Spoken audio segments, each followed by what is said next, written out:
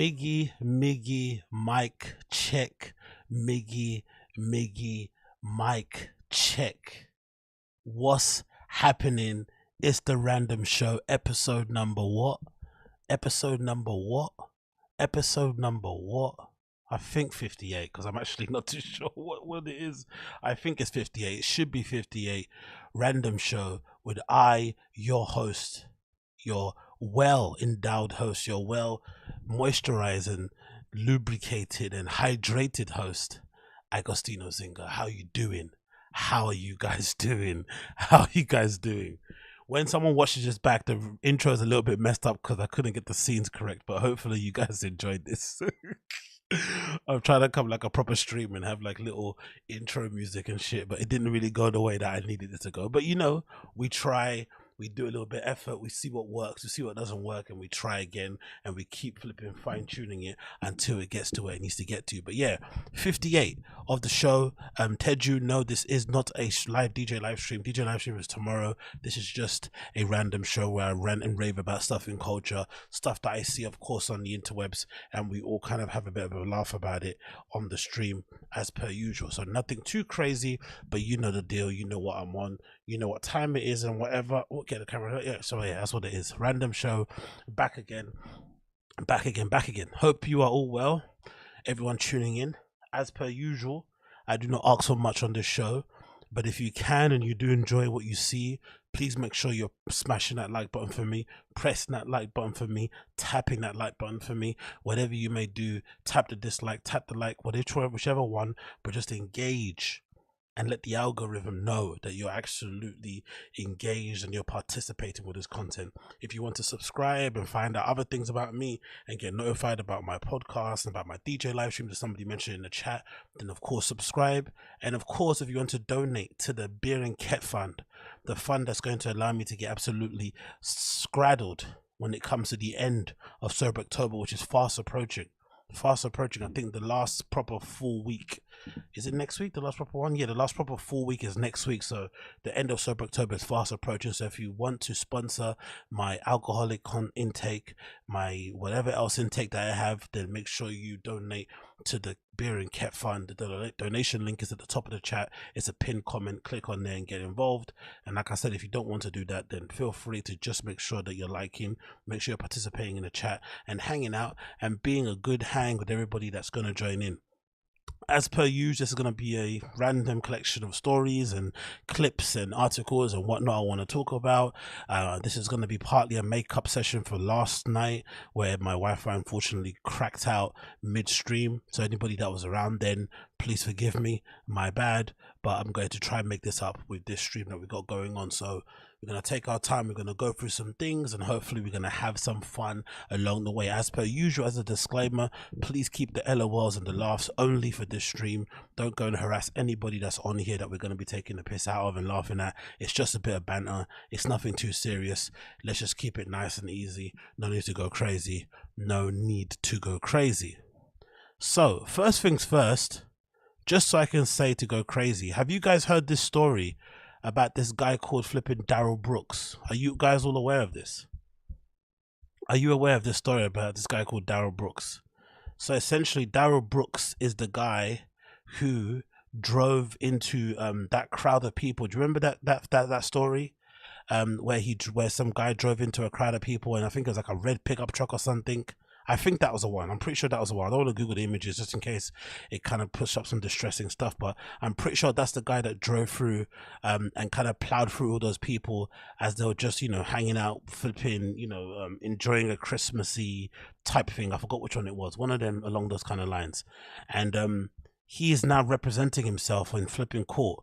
And it's interesting because anybody that represents himself, especially that other dude who I mentioned before on the stream, the one with the dreadlocks, who was kind of accused of, you know, killing his whole family, but then one of the boys kind of luckily escaped and is now, you know, being adopted by this other family, which is pretty nice to see. But whenever someone defends themselves in the court, it's usually a sign of, you know, of some sort of mental illness, usually, right? That you're going to go, especially for a crime this serious. It's bloody insane. So this is the article about it. And there's some crazy clips in court that I want to play. And HD's, yeah, I think it's the one during the parade. I'm pretty sure this is the guy, but let's read the article and see. But I'm pretty sure this is the parade dude. So it says the man charged with driving through a 2001 Christmas parade. Yep, there you go. Killing 6 people, injuring dozens of others. Made a tearful opening statement Thursday as he began presenting his own defense. I know this is horrific, what happened, but is it me or am I the only one that gets really surprised when you hear these instances of like people driving through crowds or, you know, shootings in school, and you remember how it was for you in school and you remember being in parade yourself? Always the number I feel like is really low considering how many people are usually packed into these places. Surprisingly low. Like a lot more people survive in these things than people die, really, when you consider how densely packed they are, the panic that arises. Because, you know, if any of you guys have been anywhere near when actual gunfire goes off, sometimes if you're not really paying attention, there's a lot of people that always kind of assume it's a flipping really loud car door banging, it's a firework. It's not really, your brain doesn't immediately think, you know, it's a gun. Especially if you're somewhere where you don't really see yourself, you know, in that kind of situation. It's very hard to kind of connect the sound with what may be happening, kind of thing. So the fact that people were in this parade, in a Christmas parade, in such a small place where you'd imagine, you know, a lot of the townspeople came out to this parade because it's a small town in general, and then only 6 people died. It's actually a bit of a miracle, as insane as that may sound, man. But RIP those that passed away. I can't imagine being in a Christmas parade and flipping seeing people getting run over and stuff. Like, tragic. Darrell Jr. Brooks,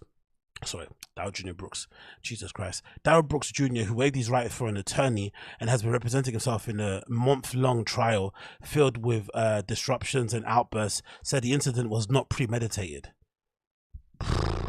And this guy, man, the incident was not planned. The incident was not intentional. This incident was never even thought about, Brooks told the jury. Brooks, 40, from Milwaukee, is charged with 6 counts of first-degree intentional homicide, 61 counts of recklessly endangering safety, 6 counts of hit and run causing death, and 2 counts of bail jumping, all felonies in connection to the parade tragedy, and 1 count of misdemeanor battery.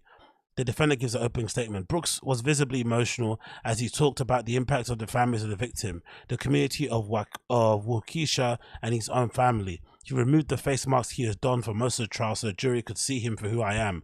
No mask. All right, mate. There's always 2 sides to the story. He said there's only been 1 side told the story.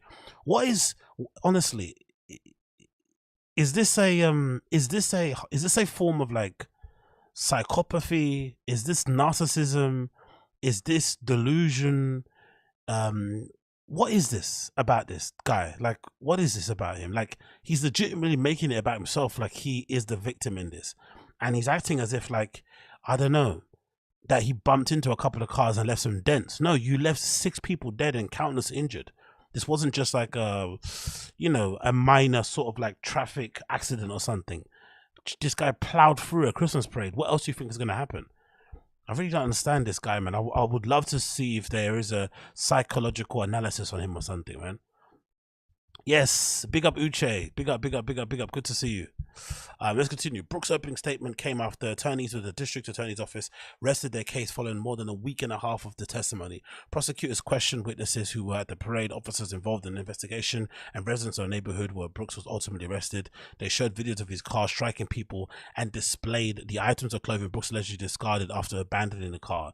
So he drives through people, he kills them, leaves them for dead, and then abandons the car, and now he's wondering why he's there in his, oh God, Mother Almighty. Tempers flare amid interruptions. Yeah, now I want to show you the videos of him in court. These are gnarly, man. These are absolutely gnarly. The lack of respect, the contempt, the disruption, the emotion is just a lot. All of it is a lot. So let me just show you a couple of clips to kind of give you an idea of what the hell is going on, right? So let's see it. Let's just put this up. So this is a clip from Reddit someone took, and it says, Darrell Brooks, I guess, is not happy that evidence of sexual abuse, of his past sexual abuse, is coming up on the record. And obviously he thinks it has no connection to what's going on. But of course, if they want to prosecute you, they're going to bring up as much negative stuff as they can to paint you out to be the bad person that you obviously are. So let's see Darrell Brooks' response when the court brought up some evidence that he may or may not have been a bit of a jerk to the flipping, what's the place called? To the women out there. Oh my God. Damn, son. What is it going to play? Play the, come on, please play.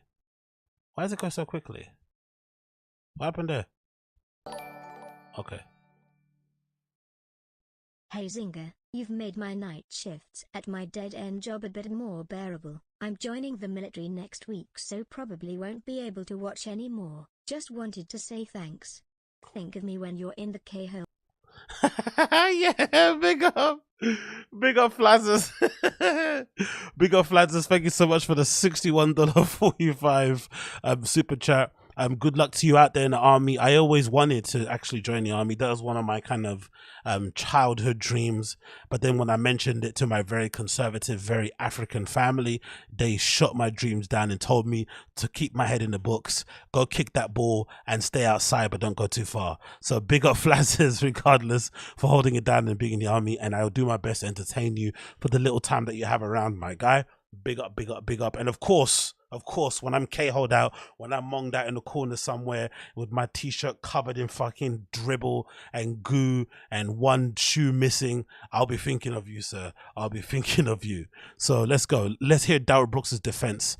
Or let's see Darrell Brooks defending himself in court as people are attacking him. Let's see what he says. Why was somebody the record will else? reflect you have two. Oh no, I didn't put the audio. Is the audio not there? Okay, cool. Let me put the audio. My bad. Audio for where is it? There you go. Audio. Wrong one. Why is it not playing? Why can't I hear that? Can you hear that? Yep. Go back up again. Let's go.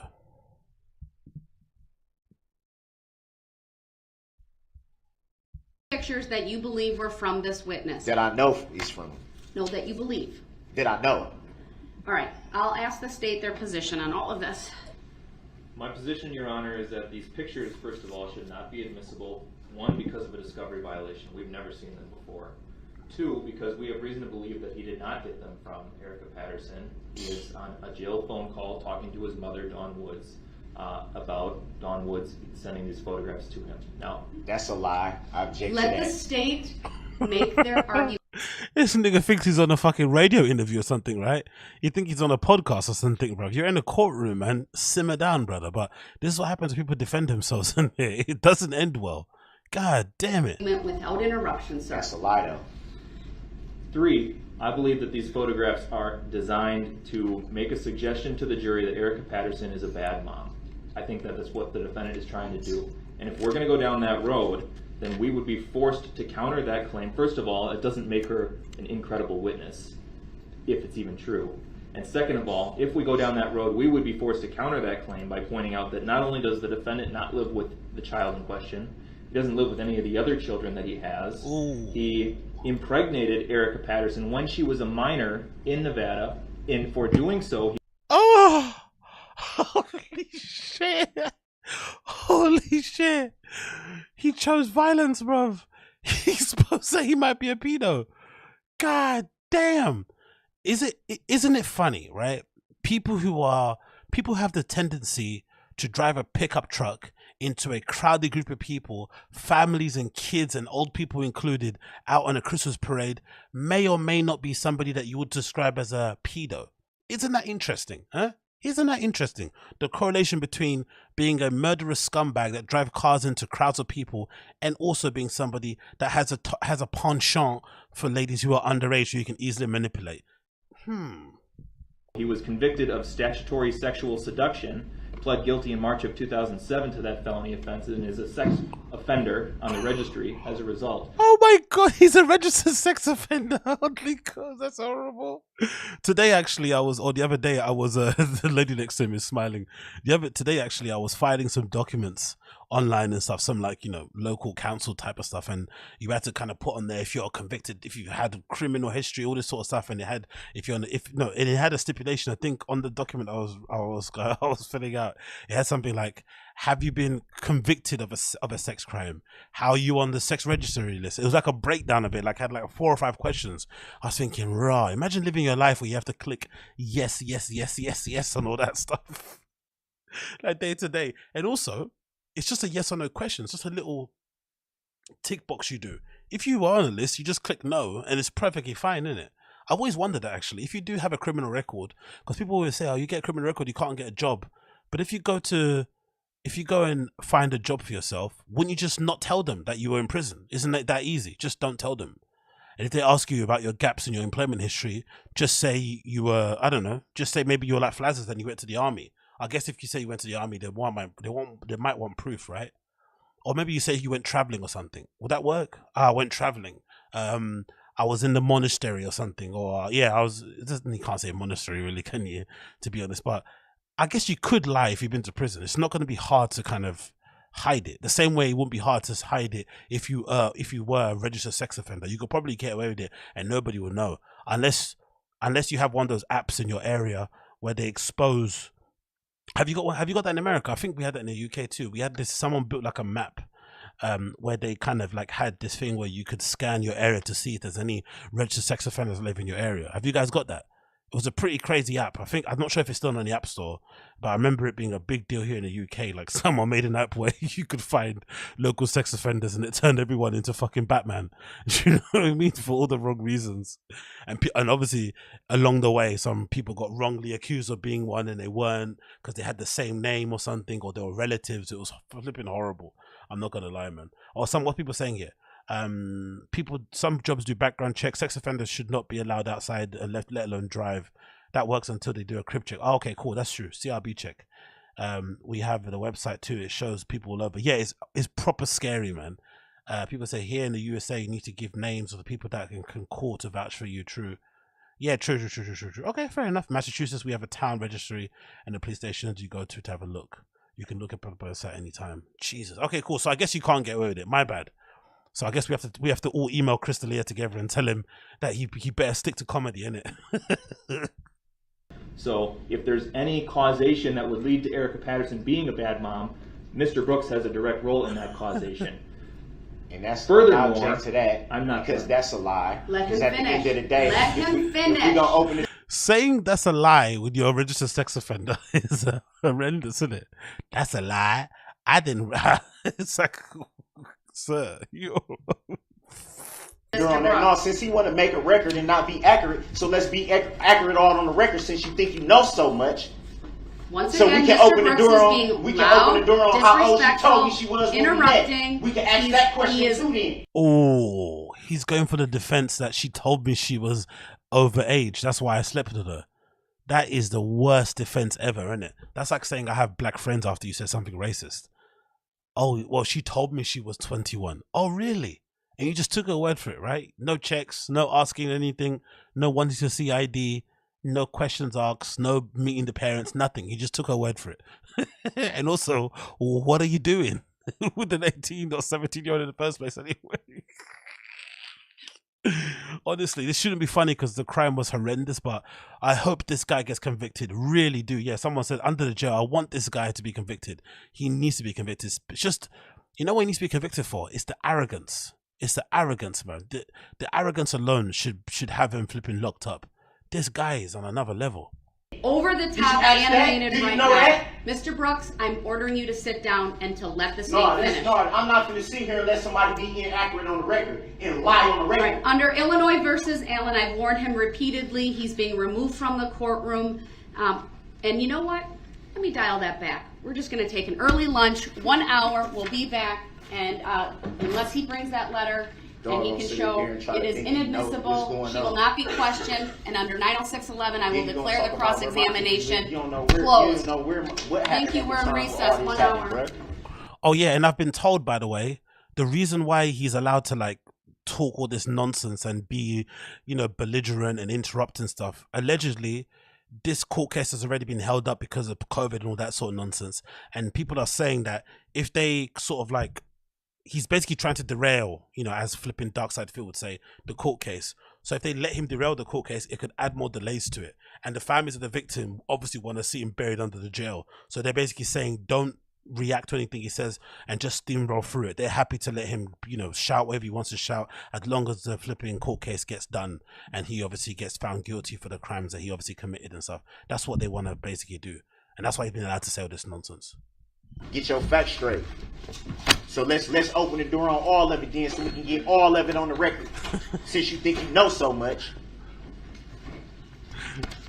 Did you know she said she was 18 when I met her? Did you know that? Sir, I don't think that's the excuse you think it is. I think he thinks it proves something, but it actually proves another thing completely. What an absolute over the edge person. And if you thought that was bad, If you thought that was bad, you haven't seen nothing yet. You haven't seen nothing yet. Look what happens when they bring a witness onto the stand. Look at how he reacts, right? This is a witness, right? Look at how he reacts. Somebody who had a very traumatic experience, had to see what happened and whatever it may be. Look at how he reacts.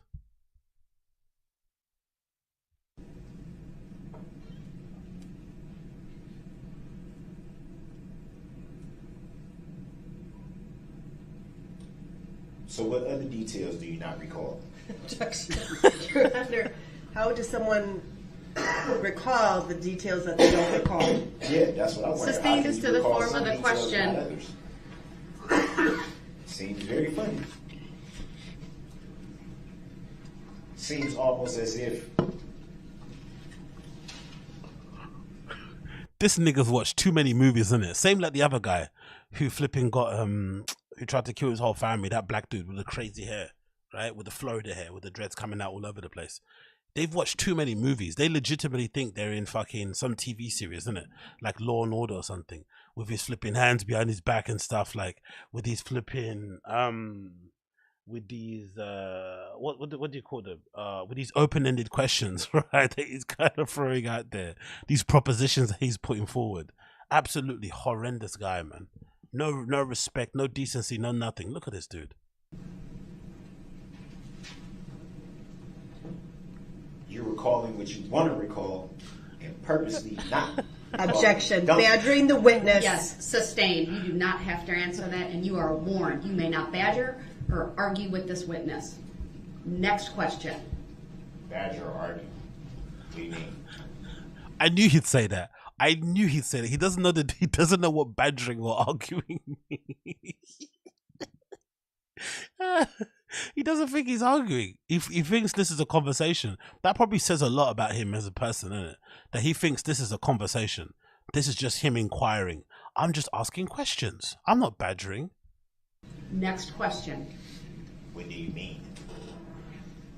Don't intimidate the witness is what I mean. How am I intimidating the witness? Badgering the witness by eye rolling, by pursing your lips, by making facial movements regarding That's her Does she answers feel intimidated? is badgering the witness. Are you kidding me? Under 90611, You really please can't- you ask really your can't next be serious. question. You can't be serious right now.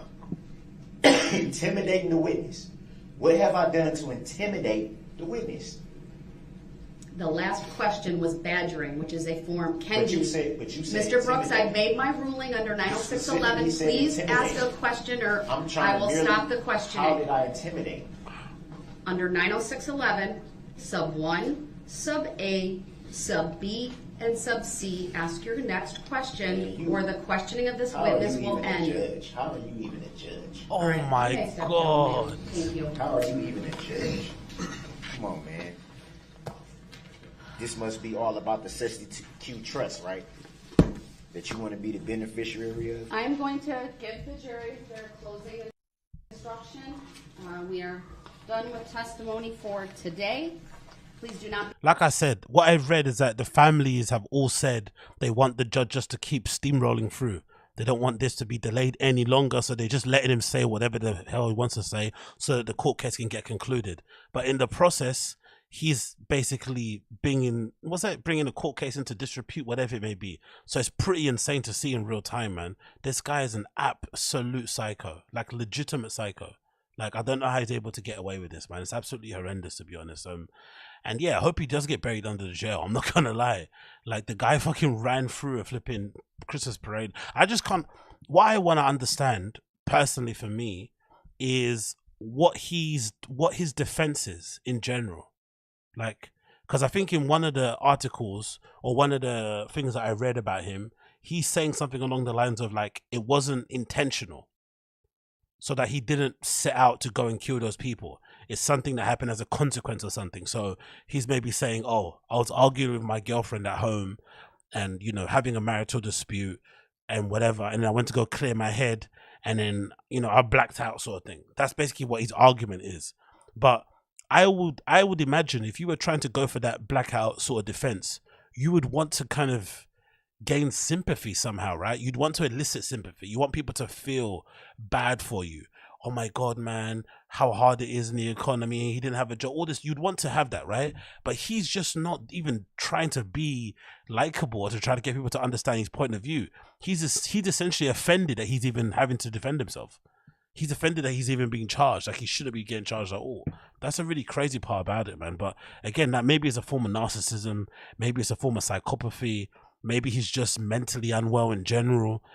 Maybe it's a dissociative thing where he literally doesn't remember. It was like it's such a tragic event that he's kind of disassociated himself from it. It's like it wasn't him, it was somebody else, sort of thing.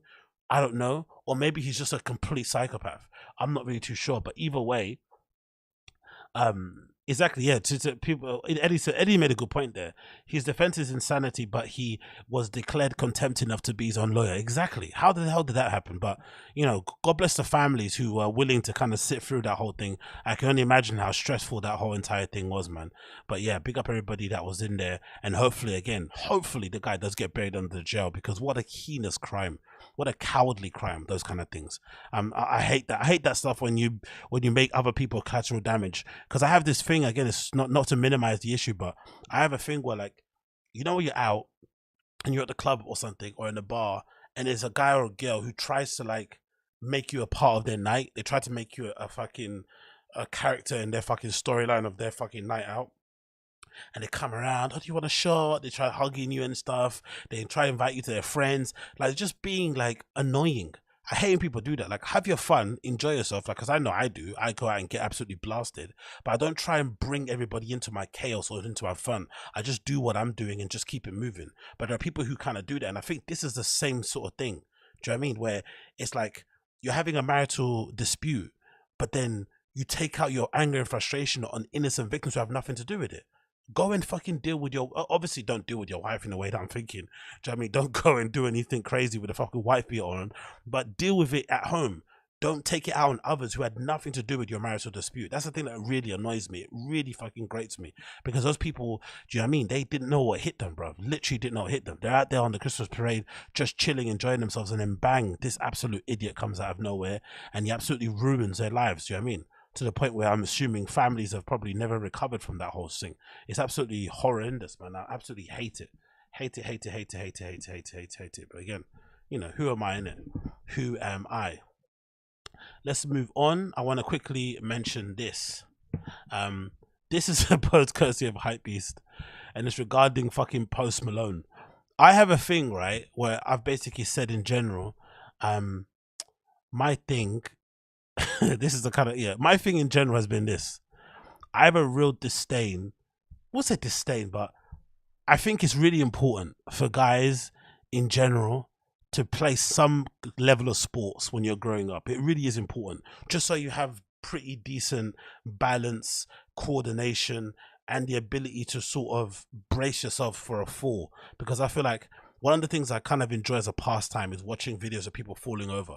I don't know why, don't ask me why it is, but people falling over and being clumsy just gives me so much joy, especially when it has to do with girls, because girls have a tendency to just let gravity take them to the floor. They don't brace, they don't cover their faces, they don't try and go to the side, nothing of that malarkey, right? And my kind of flipping bedroom theory behind it is that for the most part, girls don't really partake in rough and tumble when they're growing up, unless obviously they're a girl who kind of grows up in a household where rough and tumble is promoted, or they grow up in a household where they have loads of brothers or they have loads of male friends. But it's not usually a thing that you see from a lot of girls, right?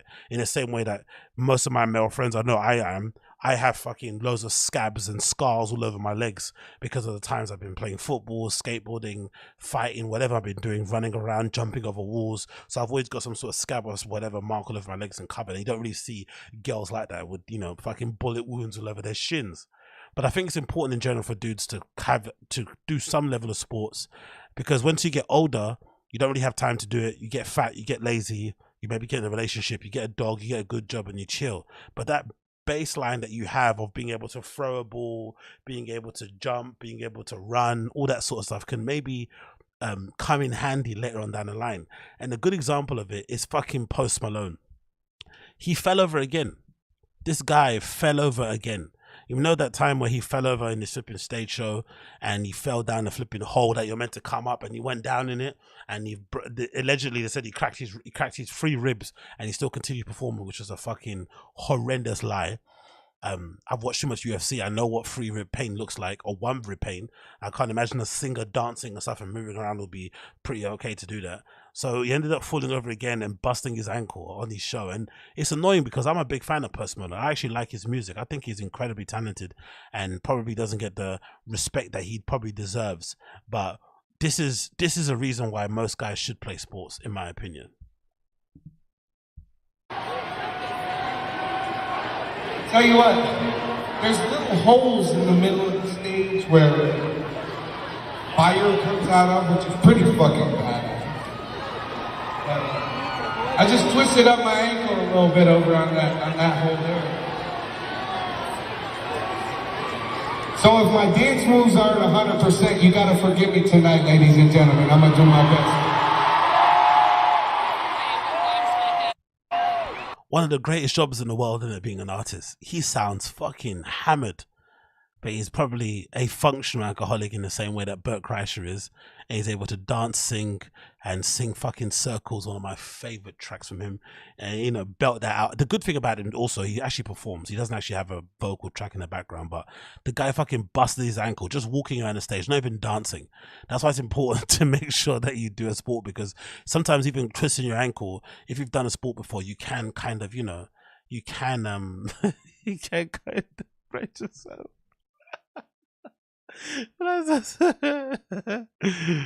a singer's talking like he's an all-American athlete. To be honest, I'm pretty decent. I'm not gonna lie, because I've done quite a wide range of sports. I played football to a pretty decent standard.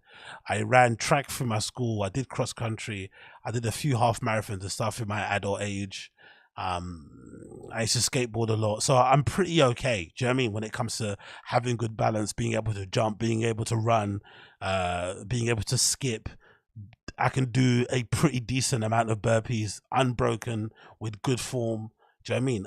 I'm all right. Don't get me wrong. I'm not fucking Brendan Schaub, but don't get me wrong. I'm not Bert Kreischer.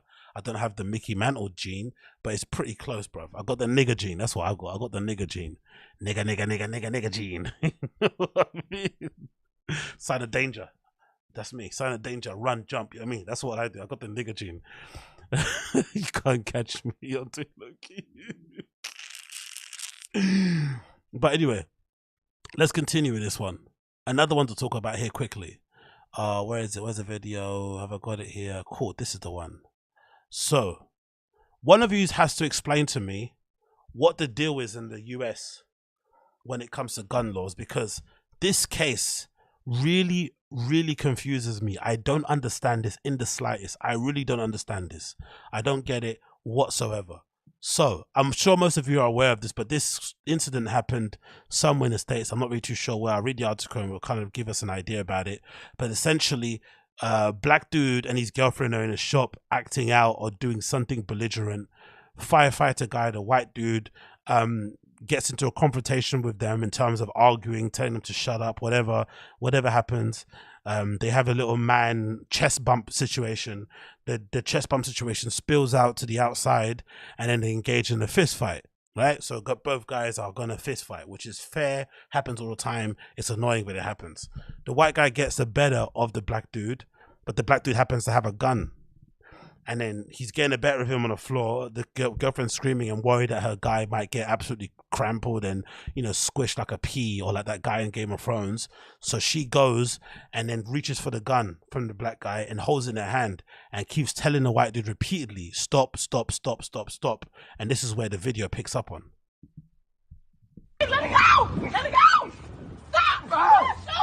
Cell phone video captured some of that fight between 41-year-old Anthony Santi and 23-year-old Javon Taylor. Bro, what are you doing, bro? Witnesses tell KMBC the fight may have lasted as long as 10 minutes. Get up! My kid's in this car! Stop! Are you killing me? Javon Taylor's girlfriend pulled out a gun and ultimately killed Anthony Santi. So she ends up killing the guy, right? The firefighter, because she's afraid that her husband or that her boyfriend might end up flipping dying or whatever, right? Because he's being pummeled on the floor. Can somebody explain to me how this is just and how the woman got away with no charges? Can someone explain how that makes sense? Because I'm so confused when it comes to American gun laws. Because they engage in a fist fight and then one person's losing. So that means if your friends see you fighting and you're losing and they have a gun, they could essentially kill the person you're fighting because they can say they were afraid that you might die. How does that make sense? I get it when they both got guns or when you're threatening someone's life, I get it, but they got involved in an argument, two-sided argument. Both sides are arguing about something. They're having a flipping man debate. The man debate's turned into fisticuffs, but then one person has a gun. I don't get it. I really don't get it. It's really bizarre to me. I'm really curious if I could get some sort of explanation on this. I don't know, man. It's strange because I think it's the same. It's not really the same as that the other one I've talked about, is it? The one with the guy in the bodega, because that's his private bit, that's his business, that's his place of work. You know, you're not meant to come behind the till. So when the guy went behind the till, all bets are off, right? With the bodega owner who stabbed the guy and he died in the bodega, right? Like all bets are off if you come behind the till. But in this instance, if I'm fighting somebody and I'm getting the better of them through a fight that we've both engaged in, it's not like I'm going to bully them. You know what I mean? We're both engaged in a fight. Why is it that your friend can come and kill me because I'm winning?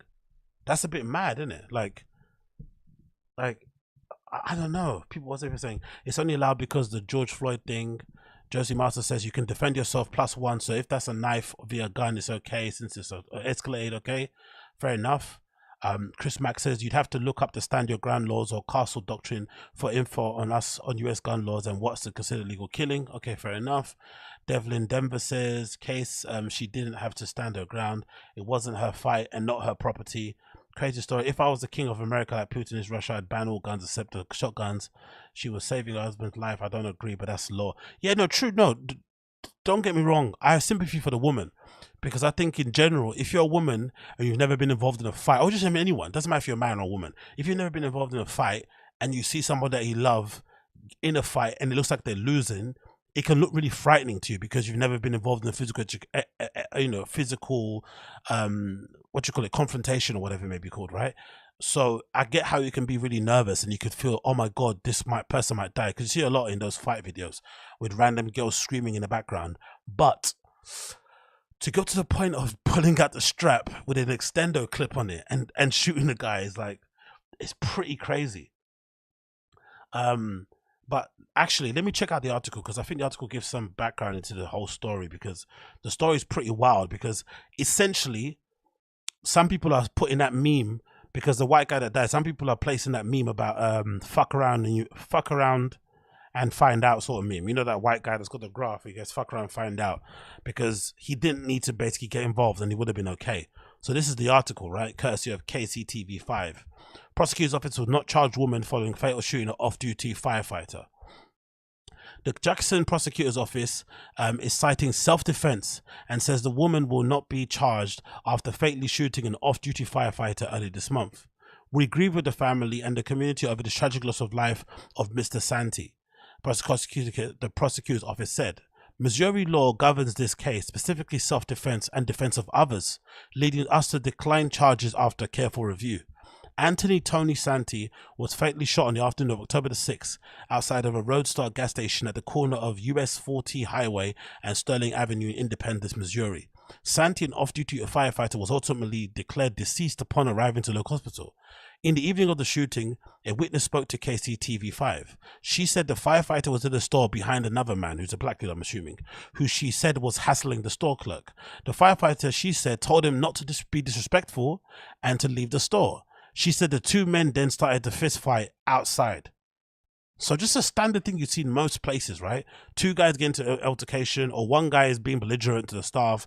One good Samaritan speaks up and stands up for the staff member, and that leads to his death. Imagine how guilty the person in the store feels, maybe. Like, obviously it's not their fault, but they're going to feel so guilty just because, you know, their argument basically led to one guy fucking passing away.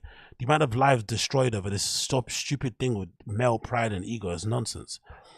Then, according to that witness, a woman who seemed to have known the first man pulled out a gun. That woman told the two of them to stop fighting or be shot the firefighter. Okay, cool. So it wasn't what I thought, because I think the first story says the black dude had the gun, then they were fighting on the floor, and the woman pulled over and grabbed the gun. It continues, says later federal charges were filed against a 23-year-old man whose gun was used for the shooting. His name was Javon L. Taylor, was charged with being a felon with a possession of a firearm. Okay, so his woman was carrying the gun because he couldn't carry it because he's a fucking felon. Okay, I see. That's even more dodgy, isn't it? A felon is not meant to have a firearm, goes around places and lets his woman hold one, and then purposely gets into altercations. Ugh, it stinks, isn't it? It stinks all around, man. According to the press release from the U.S. Department of Justice, surveillance video showed Taylor and Santi fighting over a gun, and Taylor was holding it outside the station. A woman who was passenger to Taylor then got hold of the gun and fired around, apparently shooting Santi in the back. Wow. So yeah, that's the guy that passed away. Jesus Christ, man. That's why no amount of fucking martial arts can really save you when it comes to fucking guns, innit? Because he had pretty much full dominance on the ground, right? He had proper ground control. He was on top, pummeling the dude, had him in a good side position sort of thing. You know, everything was going pretty well. He was trying to obviously subdue him in terms of getting a rear naked choke, but he couldn't get behind his back or whatnot, I'm assuming. But this is crazy. And I was saying it actually earlier. If the races were reversed,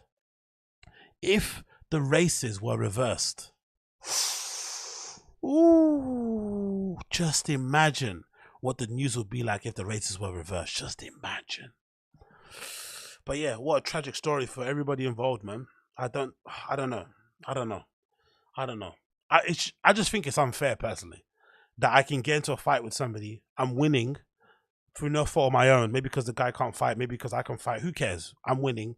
And then because I'm winning, their friends can then shoot me because they fear that I'm going to kill their mate with my fist or whatever. It's just like, it's not fair, innit?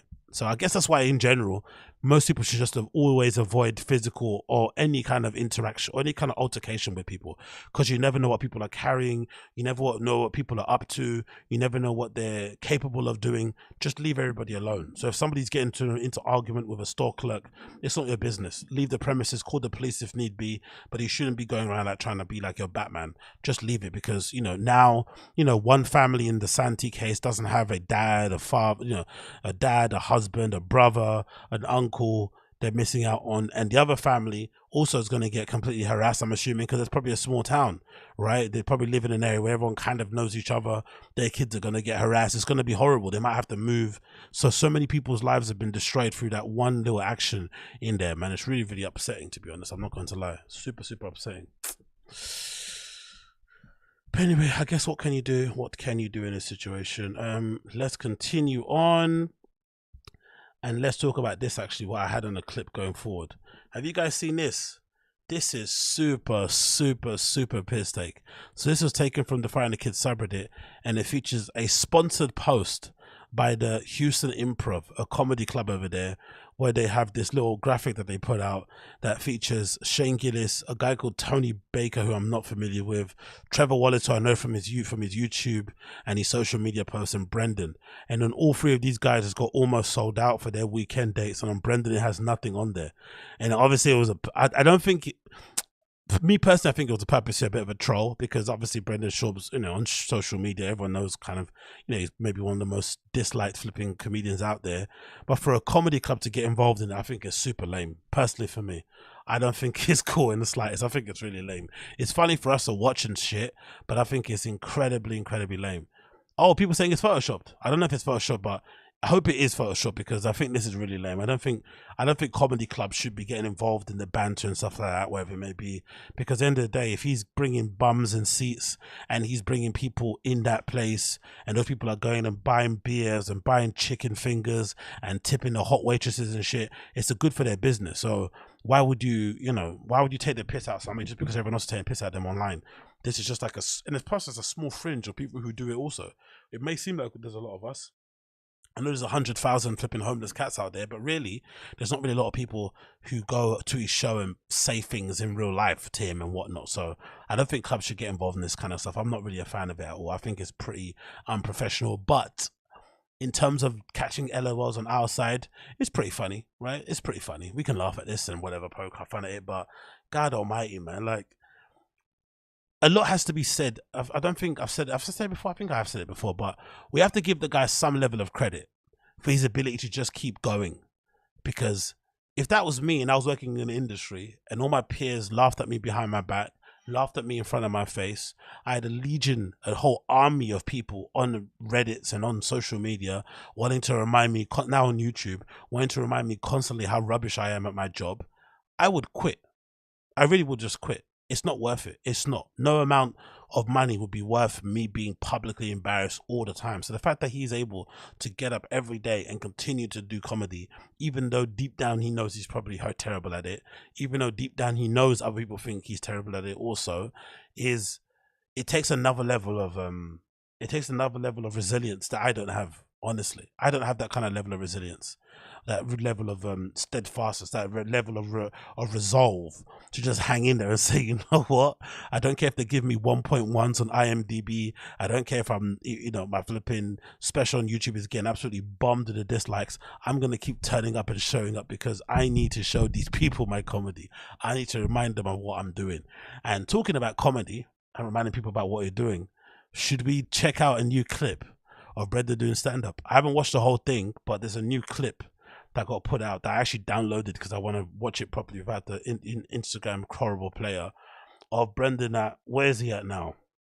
I don't know where he's at, but he's doing these things now called, what are they called?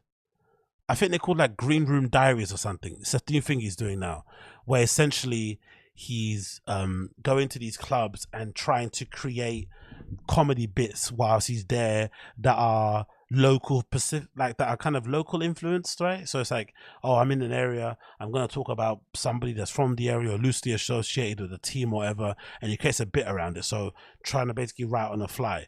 And it's obviously a way to kind of kick back or push back at the narrative that, or narrative, as he would say, that he doesn't write and that he's terrible and he has a stream of writers and stuff and, you know, he's not funny. So he's clearly trying to be a comedian in that way and write some jokes, but they're just so terrible anyway. It's just hard to kind of figure out why he's doing this and why he's promoting it and clipping it up and thinking he actually looks good. But this is a clip of him performing at a club, and let's see how many LOL moments we actually have in this clip.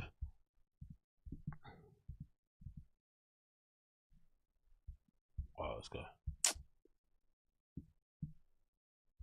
Come on.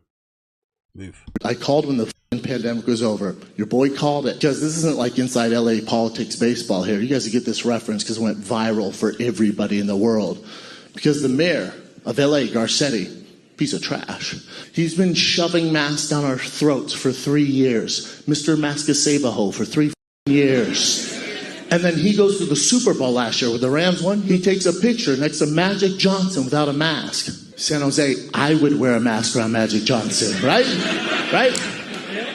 You guys know why. Come on, it's early. Be cool, right? Don't make me say it. Don't make me say it. AIDS. Anyway, so if I was in the same room as Magic Johnson, I have a NASA space helmet on and pray to God there's not a mosquito in the same room.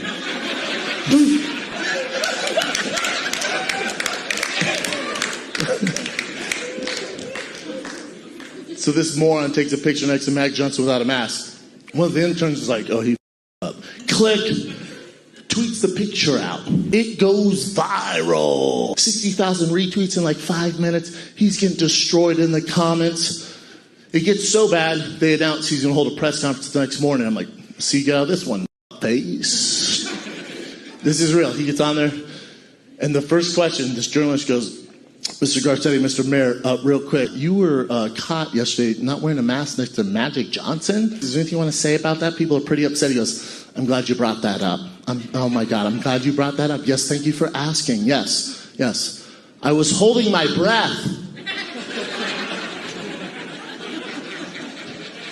Excuse me, sir? That's the best you could come up with? That's something my 6-year-old would say.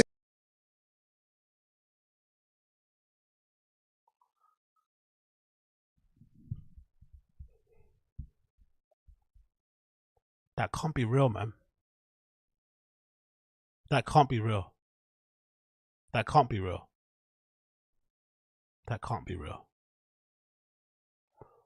I saw a comment here, just looking at the chat, that says it's already better than Gringo Pappy. I don't know, man. Is it really though? Is it? It's only better because it's been clipped and it's been edited, so it's like there's no pauses and no there's no little, there's all the fluff's been taken out of it because it's a 1 minute 50 clip, 1 minute 50 seconds clip. Sorry, right? 1 minute 51 seconds clip. Sorry. So all the sort of fat from it has been taken off. So that should be the best version of the joke possible because it's taken away all the all the unnecessary words, and it's gotten right to the beats of the joke. And I didn't laugh once, and I'm confused as to why this man is, number one, making COVID jokes in 2022, number two, making mask jokes in 2022, number three, still has a hard-on for this LA mayor who everyone's forgotten about, number four is making Magic Johnson AIDS jokes in 2024, like 2022, sorry. Like, what is going on here? Like, what are we doing here? What are we doing here? Please, somebody tell me what we're doing here. Please, I want someone to tell me. I really do want someone to tell me because I'm legitimately confused. I am legitimately confused. I don't get it. I don't get it. I really don't get it. I don't get what's going on here. Like, why would you do this yourself? Why would you do this yourself? Someone please tell me why somebody will purposely do this to themselves. I do not understand this.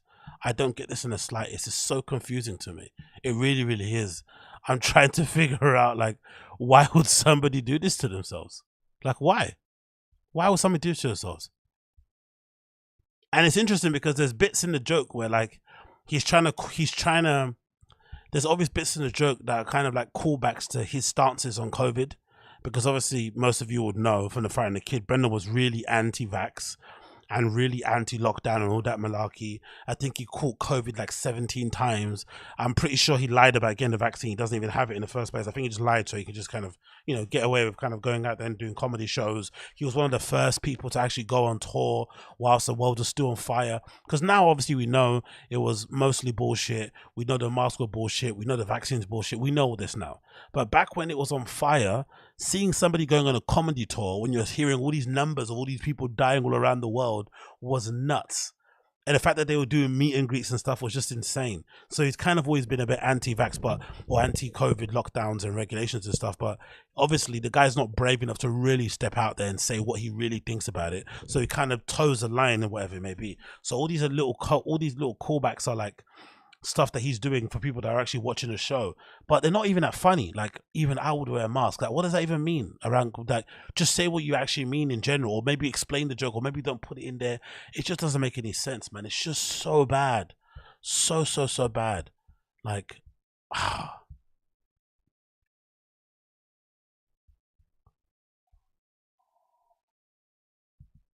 and also, why is he talking so fast? I know I sometimes have a mush mouth because I'm so excited and I want to get my words out. But he's on stage and he's doing that thing where, if you guys have done any public speaking, you know that when you do public speaking, your heartbeat starts to race and you start to sweat in places you didn't know to sweat. You didn't know you could sweat, and you usually start to rush your words. You get like really, and I would imagine, that's probably a sign of somebody who's a new comic. When you go see an open mic, you could probably tell new comics straight away based on obviously how uncomfortable they are on stage, and also their ability, their kind of tendency to rush through their bits. And you end up doing, because I can imagine if you're a new comic, you're probably doing the bit in the mirror and it's probably 30 minutes.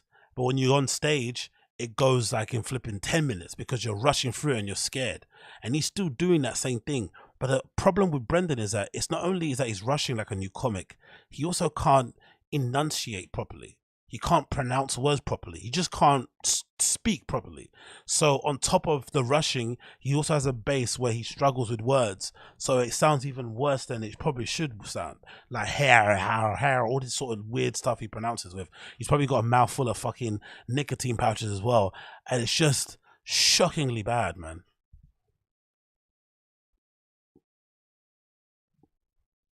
Mirror. It sounds like he's saying mirror. The mirror.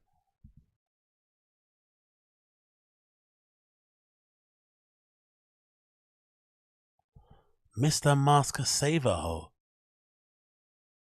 This guy's like nearly 40 years old with 4 kids or 2 kids and a wife at home, and you're using Captain Saver Ho reference jokes.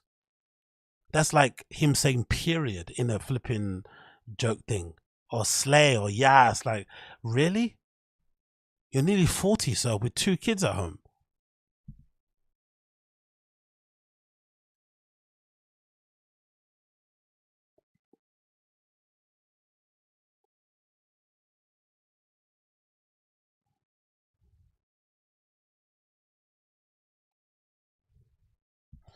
And also, I'm gonna.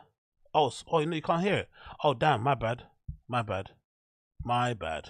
Let me go back again. Let's go back and listen to this again because you need to hear this.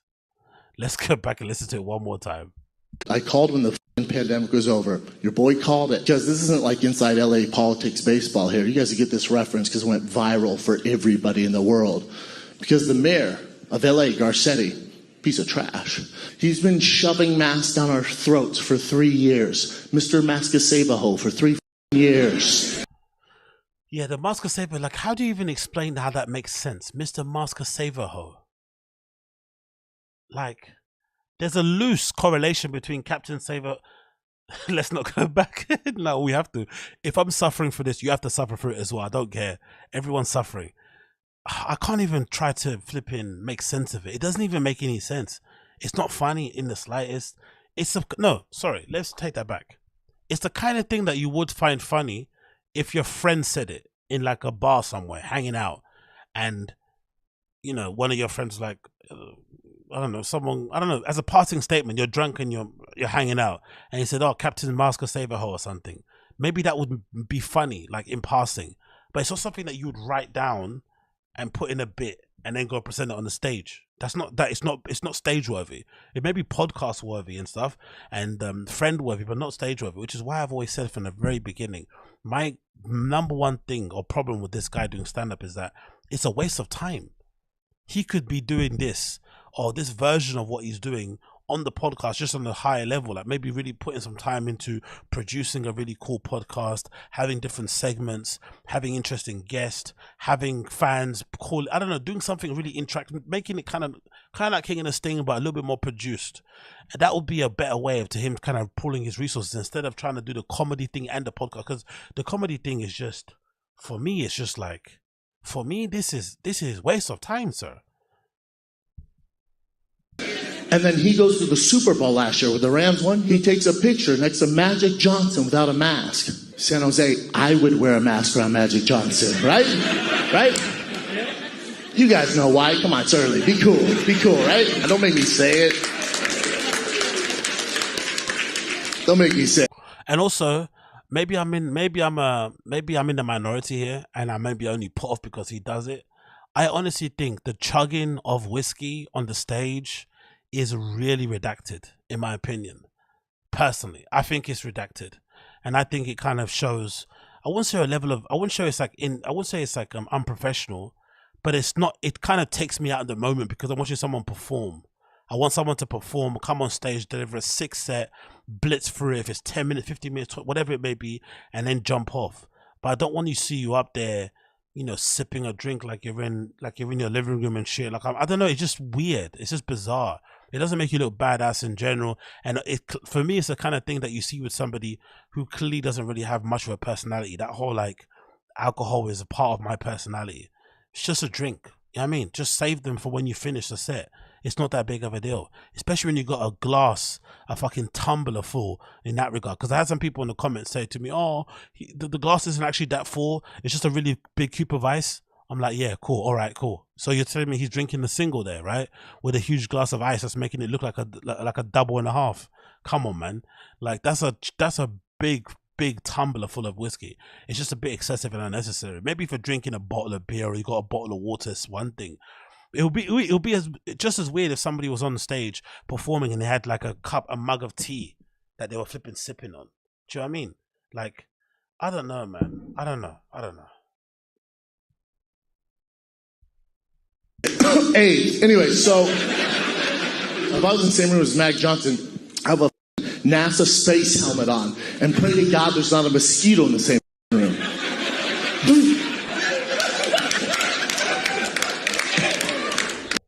No. Hey. I will not.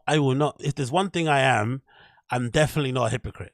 When I said Flazza's here, Flazza says, Zinga, you've got a pending pill stream. Let he with the skin cast the first stone. You know what I meant by that pill stream. That pill stream, I meant that I'm setting out intentions to do a stream where I get absolutely blitzed live on stream and see how that goes. But I'm telling you beforehand, as just a one-off experiment. But I'm not going to come on here every day and do a uniques and be flipping slurring my words and fucking leaning back and flipping foaming at the mouth on fucking Benadryl and stuff. That's not happening. I just don't think it's professional. It's not necessary either. Just do a fun show and keep it moving. All that stuff is just extra. And clearly, to me, it kind of shows that you don't really have much of a personality if you have to drink at every fucking turn point. You can't just wait 20 minutes when you're doing your absolute set and then jump off. It's like, come on, man. Come on. And I'm a, what you call it? I'm a Doug Stanhope fan. He smokes fucking cigs on stage. And I think that's lame. I just think all of it's kind of crap, to be fair. It doesn't make you look like a... Because I think some of these comedians, they think it makes them look like a renegade. Do you know what I mean? Like they're like this like beat poet or something. Like, you know, it's like, nah, bruv. We know you have a family at home. You have a mortgage. You have health insurance. You know what I mean? You take your kids to school in the morning. You don't look like a badass with the fucking beer in you. And again, it's just a beer. It's whiskey. It's not that big of a deal. Who cares? Who cares? And also, another thing to criticize here. The laughing, the forced laugh at his own jokes is hilarious because I don't think it's forced. That's the thing. I don't think it is. I don't think it's forced, contrary to popular opinion. He legitimately thinks he's fucking hilarious. Like, he thinks he's Dave Chappelle. This motherfucker thinks he's Kevin Hart. He legitimately makes himself laugh. Like I could see him writing this fucking, you know, this Magic Johnson bit and really laughing. Like, really laughing at himself, thinking, oh my God, I'm going to kill them with this Magic Johnson bit. So I don't even think it's fake in the slightest, but it's hard to get through, to be honest, and I'm going to stop right there because I don't want to shoot myself in the face. But if you want to check it out yourself, you can, feel free. He's making Magic Johnson jokes in 2022, Marsh jokes in 2022, lockdown jokes in 2022, you know, LA mayor jokes in 2022. I'm surprised he didn't go after the other guy in LA who he hates. It's just like, enough already, innit? Enough. We know, we get it, we fucking get it. Jesus Christ, us, man. But just imagine being a fan and actually paying money to watch that shit. It's like, yo, you guys are better people than me, man. Much better people than me. But anyway, let's move on from that one. And let's have a bit of a palate cleanser so we can get an idea of what an actual good comedy set looks like. Because I know I had to put you guys through that. So let's look at what an actually funny comedian sounds like, right? Let's actually look at this. And this is Mark Norman, one of my favorites, doing a little cool one for us here. So let's get it.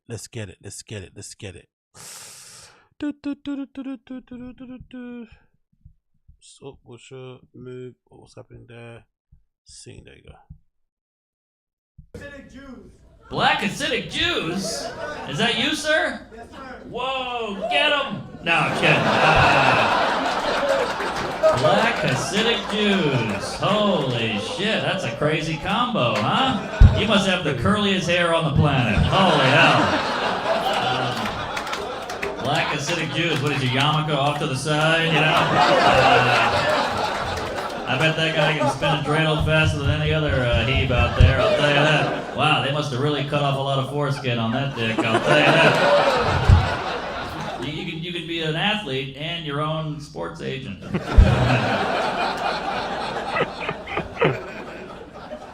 What's your name, sir? Taylor. Oh, something fun, you know, like Arsenio Weinstein or some shit. Okay. Shalom, yes, exactly. Shit. Shalom. Right. Comedy. Nah, Mark Norman's one of the best, man. Absolutely flames. That's what you call his comedy. And that was on the spot. Somebody just shouting out Black acidic Jew, and there he goes. Good bit of crowd work there. Right on the money. Actually funny. Boom, boom, boom, boom, boom. That's what you want to hear, man.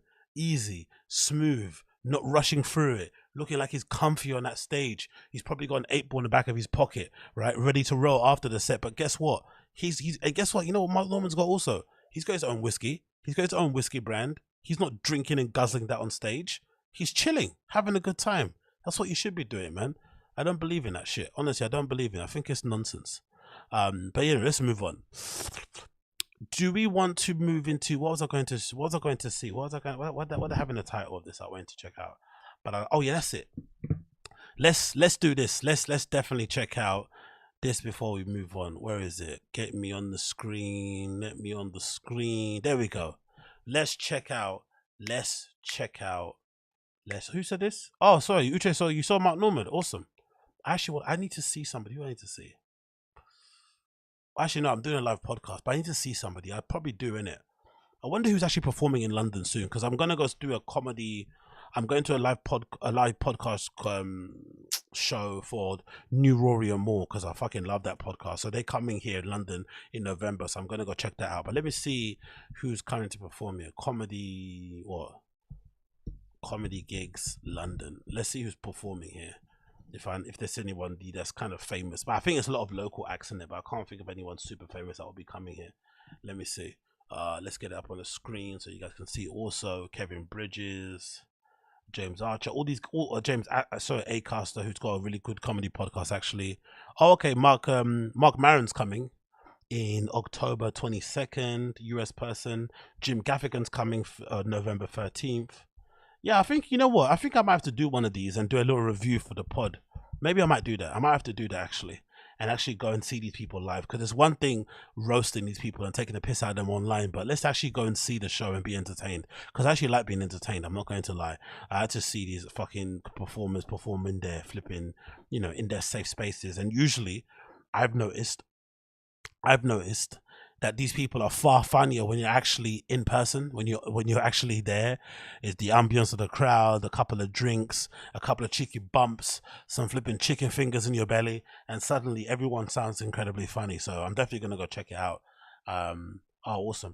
So I'm gonna see who else is Sarah McMillan. I don't know who Fern Brady is. Thomas Rosenstyle, Catherine Ryan. Okay, there's not a lot of US people coming over, to be honest. Mo Gillingham, Black British Takeover. That sounds like a pass. Adam Kay, Russell Kane again. Harry Hill, fucking legend. I might have to go this one. Harry Hill's a UK legend. If you know about fucking Harry Hill. And he's soaked through t-shirts and shit, or soaked through shirts. He's absolutely hilarious. I might have to go check that out. Ed Gamble, I don't know who that is. Jack Barry, don't know who that is. Russell Howard, I know who that is. That's next year. But yeah, quite a few coming up. Maybe I'll start with Mark Norman, with what's his name? Mark Maron and what's his face? Oh no, Mark Maron's today. I can't go to that. That's past. So definitely Jim Gaffigan. Maybe I'll go to this one, the Jim Gaffigan show. It's on a Sunday. Jesus, brutal. He's performing on a Sunday, with then flying out the first flight on a Monday. That's a brutal schedule, mate. Not gonna lie, but yeah, maybe I'll check that out. Maybe I'll check this. Let's actually put this here next month, because it's sober October. I don't want to do anything naughty now. What have we got here? Okay, fair enough. Not many people performing that I can see, but maybe something will pop up out of the blue, and I'll definitely go and check it out for sure. I will definitely go and check it out. What are people saying about Mark Maron here? David Gorham. I don't know who David Gorham is. Can't stand Krista Stephanos, says Brian. Eddie D says I've never seen or heard Mark Maron do stand-up. No, Mark Maron's actually really funny. There was a stand-up special that he did recently on Netflix that I watched, where he's sitting down. I forgot the special. He's sitting down on the stool. I found that really funny. British comedians are funny as fuck, but such a different style. Yeah, for sure, different style. I love Mark Maron. I saw Mark Maron years ago. It was great. Okay, cool. I'll definitely go and check out Maron when he comes back. Unfortunately, I can't see him now because he's actually performing today, it looks like, in London. So that's a bit of a shame, but it is what it is, I guess. So let's move on and let's go to the Kanye West interview with Piers Morgan. I haven't watched the whole thing. I've heard it's ripping crazy. We're not going to watch the whole thing either because it's an hour and 40 minutes. So please, forgive me if I'm not going to sit here for an hour and 40 minutes and hear fucking Kanye blame the Jews for everything going wrong in his fucking life. But there's the title of the video.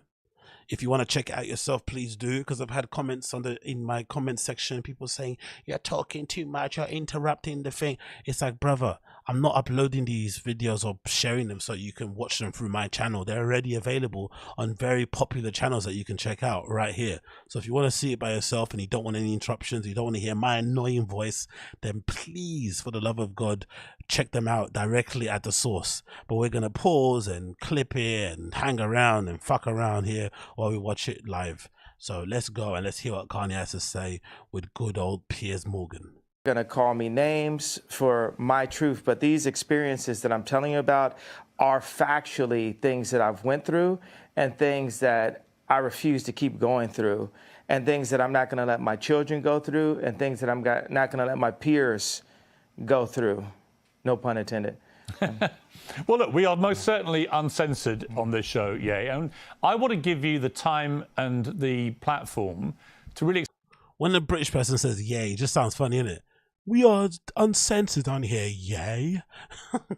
Explain yourself, because I think that sometimes sound bites about people, perhaps taken out of context sometimes, can create a very distorted view of what a person really thinks. What do you think, looking back over the last few weeks in particular, what do you think have been the biggest misconceptions about you?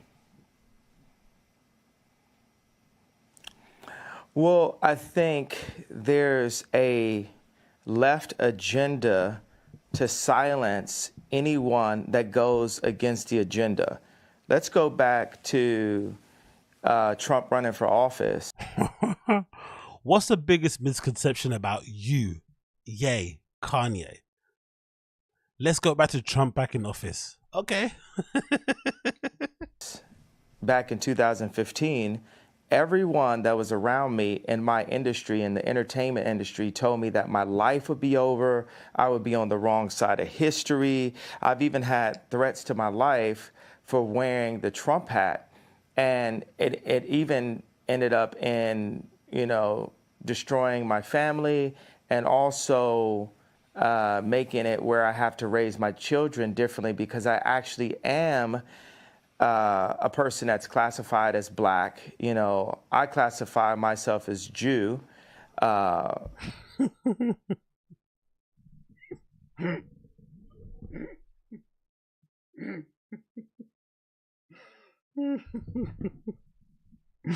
I'm gonna get this video. I'm gonna find this video, but it reminds me of this video. I need to try and find it. I'm gonna email it to myself so I can find it now. But this whole classification, this whole like I am what I say I am kind of thing, identification thing is gone too far because this is what he's doing. Let me see if I can find this video because he sounds like this kid that I saw on TikTok that I thought was fucking hilarious and also got me thinking about how old I am in terms of, you know, I don't think I have any friends who are like this. Let me see if I can find it. Oh, let me see if I can find it. Bear with me 1 second. It was a clip of this girl basically talking about how she identifies. And I thought it's absolutely hilarious. Let me see if I can clip it. Where are you? Where are you? Where are you? Where are you? If I can't find it in 2 seconds, I'll have to move on. But it's a perfect clip to go alongside what he's saying here. Can I find it? Can I find it? Can I find it? Oh, I can't. Yeah, I can find it. Yes, there it is. So let me share it to myself now via email, and I'll show you guys what I'm talking about. But I think this is really, really, really amazing because I think he's essentially using the left side politics in terms of, you know, I identify as this or identify as that as being a thing that he's kind of riding on the back of, right? Because if you can identify yourself as a furry or whatnot, identify as, you know, they, them or whatnot, he's now using that as something to also say identify as Jew, which is really, really kind of insulting in a weird way, but I don't really know how insulting it is, but it's really interesting. So let me show you this video that I thought kind of reminded me of this. This is this video that I saw on flipping Reddit that I thought was absolutely hilarious. Bless the kid as well, because I think they're super young anyway in general. And I think that's what happens when you're young. You just, you know, you're kind of fumbling around trying to figure out what your identity is. You're not really too sure, especially when it comes to sexuality and all that sort of stuff. It's kind of difficult to kind of, you know, feel comfortable in your own skin, especially in the world that we're living in at the moment. So let me see if I can put up for you. And again, just I think this is kind of what Kanye is doing. I think this is what he's doing. Let's see if you guys agree. Look at this. This is flipping crazy. How do I call myself gay if my pronouns are he, they, and I'm dating a girl? Well,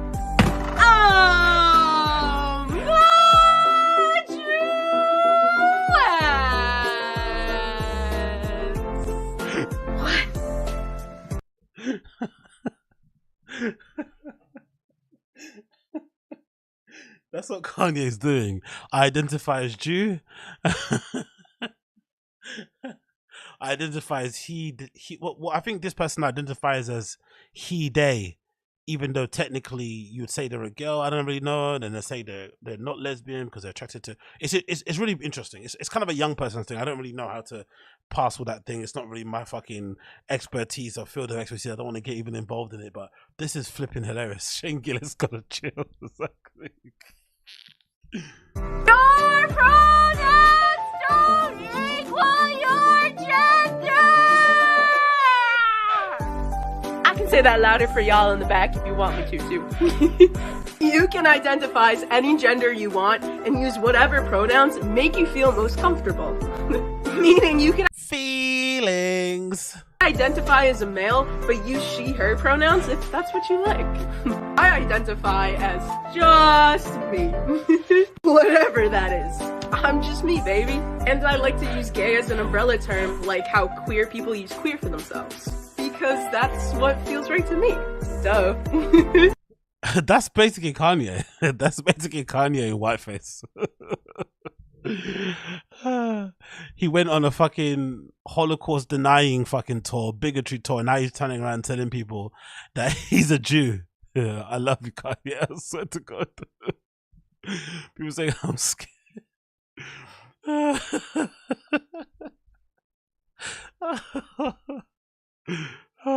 Be cool, be cool. Yeah, I'm not saying anything more, man. I'm not adding any more commentary to that. The video is what it is. Interpret how you want to interpret it. I'm not adding any more thing into it. It's on social media. It's not me taking the piss or anything. I'm free. I'm loving of all people, accepting of everyone. Do what you want. Represent yourself how you like to represent, and just keep loving everybody the same. And we live in a good, peaceful world. Did I disclaimer that good enough? Yeah. Let's move on. Let's move on.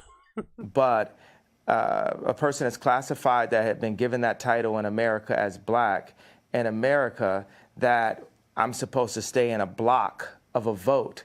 You never heard the term white vote. So why is there a term black vote? How is that okay? It sounds just as racist as a black drinking fountain. And my dad, called me, he said, the thing that the left fear about Ye or makes me the most dangerous is I'm rich. And that's the point. Tupac told me back in the days. Not any longer, though. Not any longer, because he's a billionaire, but I think some people have said a lot of his wealth comes from Yeezy. And at the moment, there looks like there's a lobby of people who are basically pushing, there's a group of people who are lobbying Adidas to end their relationship with Kanye, which would mean he would lose that production arm that's basically able to pump out all these Yeezys and all these different colorways and get them stocked all around the world and all that kind of good stuff. And obviously doing him himself in-house, he won't be able to do it to the same scale that Yeezy is doing yet. So that's some money taken off. And of course, there's some security as well in terms of the stocks, or in terms of as a business, in terms of tying it in with a corporation. I don't really know too tough. But if they do successfully get his Yeezy Adidas deal annulled, a lot of his net worth will basically disappear. Then on top of that, he's now currently being sued by the George Floyd family for 250 M's because they feel like he brought a bunch of stress and unnecessary worry to them as a family, because obviously he disagreed with the idea that flipping George Floyd died because of the police officer, and he died actually as a case of fentanyl. That's what he's taking away from that flipping Candace Owens fucking documentary. So clearly there's an issue there. So if both those things happen, and let's say he doesn't actually have to pay the 250 M's to the George Floyd family, he's going to have to settle out of court anyway. That's still a lot of money. And if the Adidas deal gets taken away from him, that's a lot of money taken away from his net worth. So this idea that he's going to be counsel free and you'll be okay to kind of weather any storm because he's a billionaire is not true. Especially if all the banks turn him away. Then what is he going to do? Because JP Morgan Chase flipping closed his account, right? They were happy to let him walk away with his 140 million that he said he had in there. Like, this whole thing, I have money so I can say what I want thing, is a dangerous game to play.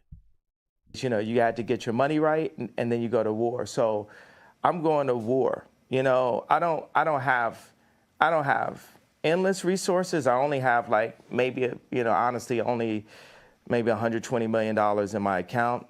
But what I'm not going to let happen is I'm not going to let my kids take over Yeezy someday and have a boardroom telling them what to do and talking behind their back. I'm not going to let that happen to my children. So I have to fight right now. And the other powerful icons in black music, when they were at the top of the game, they didn't fight at that point. They were too afraid of losing whatever they had. So by the time they wanted to make a difference, by the time Bill Cosby wanted to buy NBC, he didn't have the Cosby Show at that time. It's all well and good saying all this stuff, but let's remember, we're here because he said DEFCON 3 on Jews. We're here because White Lives Matter t-shirt, don't criticize it because it's my right to say what I want to say. That's why we're here, not because of him having a general grievance about how IDIS are treating him, or, you know, not being happy at how his wife or ex-wife is treating him with looking after the kids. No, we are here specifically because he declared war.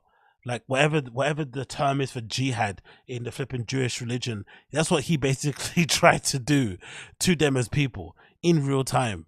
So now he's trying to pivot this and make it seem as if like he's some sort of crusader is insane. To be able to stand up when they wanted to literally throw him in jail, you know, where they actually did throw him in jail. So people have to understand. Is he still saying Bill Cosby innocent? Understand just the bravery. There's so many people everywhere. I know everyone can relate to being afraid to say what you're going to feel because you feel like you're going to, you know, you're going to lose something. So whether you agree with me or not, I believe people are going to feel the fact that someone is brave enough to say something. Every day I do 5 things that people have been historically killed for. Every day. And it's just, yo, I want to prove, first of all, I am Jew also. The 12 lost tribes of Hebrew. Do the math. Do your research on it. We have got our culture ripped from us and then told we were just simply void of color, which is another definition for black. But if we knew we were a culture and knew we were a people, the way the Jewish people know, then we wouldn't abort ourselves. We wouldn't shoot each other dead in the streets and then rap about it. We wouldn't brag about, you know, having sex with each other's wives. We would keep our families together and we would do business together. The most dangerous place for a black person in America is actually in our mother's stomachs, because 50% of Now what? Now is he trying to cause war on all baby mothers out there? Any single mother out there who's contemplating terminating the birth of a child or whatever because of whatever reason they have for it is now in the line of sight of Kanye. You have to be afraid of him now. Like, what the hell is going on here? What are we doing here? Black deaths a year in America is abortion currently. I mean, I can keep going, but I want to make it, hey, boom, ask me questions, let's go. I don't want to jump in too much, because here's what I honestly think. I think you have an extraordinary mind. You have a number of extraordinary talents. You're a musical genius. You're a fascinating public figure. What has been interesting to me is to watch the furore which has erupted in the last few weeks. Even Piers didn't say you're a fashion genius either. And that might be the genesis. That might be the whole reason why we have this version of Kanye, you know. I'm just thinking about it now. The reason why we have this version of Kanye might be because everyone says he's a genius in music. They like his shoes, but no one ever says he's a fashion genius, fashion icon. No one ever says that. And that's always been the one thing he's been chasing. The approval of the fashion industry. And he's never got it. And in Kanye's life, everything that he pursues, he always gets. From going from a producer to a rapper, going from selling so many different albums or selling a certain number of albums, going from creating all these different sounds, going from having a deal with Nike, going from having a deal with Louis Vuitton, all these type of things. He's always achieved them. Going from, you know, I think he said he always kind of pictured himself with Kim, even when he was Amber Rose. He got all the women he wanted in his life. But the one thing you could never get was the approval of the fashion industry. From the very moment he did that first show, that Yeezy show, in 2012, I think it's 2012, right? Let me see if I can get it up on here. Kanye West show. Is it 2012? Vogue, I think it's 2012. It's the first one he ever did. Right? Yeah, I think this is the one. It's 2012. God almighty, my memory is sick, bruv. I know all the fashions. So yeah, this is it. It's funny, isn't it? I remember the fucking dates of fashion collections, but I don't know my home phone number off by heart. That's pretty crazy. Or my fucking NI number. I don't know that off by heart, but I can tell you the dates of fucking collections. So ever since this date, right? 2011, this has kind of led us all the way towards where is it? Is it that one there? No, it's not that one. Where is this? This one, isn't it? Is this one? Yeah. That 2011 date has led us at this point. If Kanye would have got the approval that he seeks from the fashion industry, we would have never got this Kanye. Honestly, I don't think so we would have got it. But because he never got it, we've now had to kind of suffer through this guy. And this collection, looking back, wasn't that bad, really. At the time, it got absolutely lampooned and everybody hated it and stuff, but it wasn't as bad as people are making it out to be honest, at the time that it was out there. I just remember it being a thing where he essentially bought himself a fashion show. He just went and bought a slot on the calendar, invited loads of people down, you know, hired all these people to work with him, lastminute.com, and they put together a really kind of slapdash collection. And I think none of this stuff actually made it to retail. It was just stuff he showed on the runway, and obviously everyone lampooned it and ripped it to pieces on the fucking press, but it never actually made it to stores. But it doesn't look that bad though, does it really? I don't think so, personally.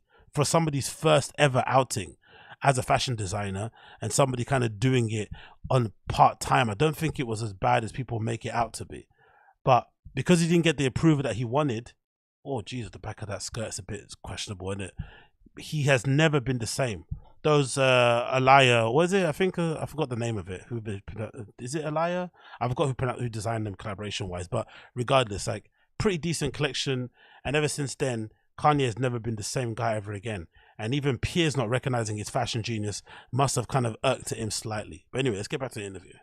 Weeks over a series of statements that you've made, which have caused, as you know, a lot of offence. And I guess before I get into them, I'm just curious as to whether you think there is a line for free speech. Listen, I completely agree with you that there is a war against free speech, that people are, you know, treading on eggshells all the time, terrified of expressing honestly held opinions in case they get cancelled. I think we're living in a really insidious era where liberals are behaving like fascists. So on that, you have absolutely my agreement. But my question for you is, do you believe there are limits to free speech? And if they are, what are they?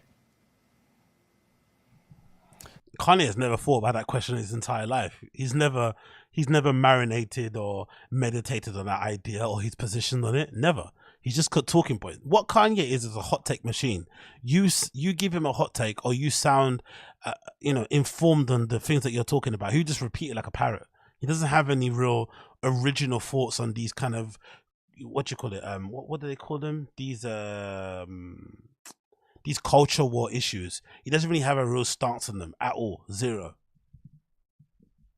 There are no limits to free speech. It's all context, right? Tarantino can write a movie about slavery where actually him and Jamie, they got the idea from me, because the idea for Django, I pitched to Jamie Foxx and Quentin Tarantino as the video for Gold Digger. And then Tarantino turned it into a film. But in that film, he puts a... Of course he did. Only Kanye could come up with a movie idea like that, innit? Only him. He creates a context where Leonardo DiCaprio is allowed to use the word multiple times within that context. So Hollywood's job is to frame things, and they allow what context, what content is accepted and what's not. We have our thoughts. You know, everyone has thoughts and ideas, and then people try to manipulate your thoughts and ideas. In order for humanity to move forward, we have to be free to think and then to actualize. I like the word. In Israel until 1947.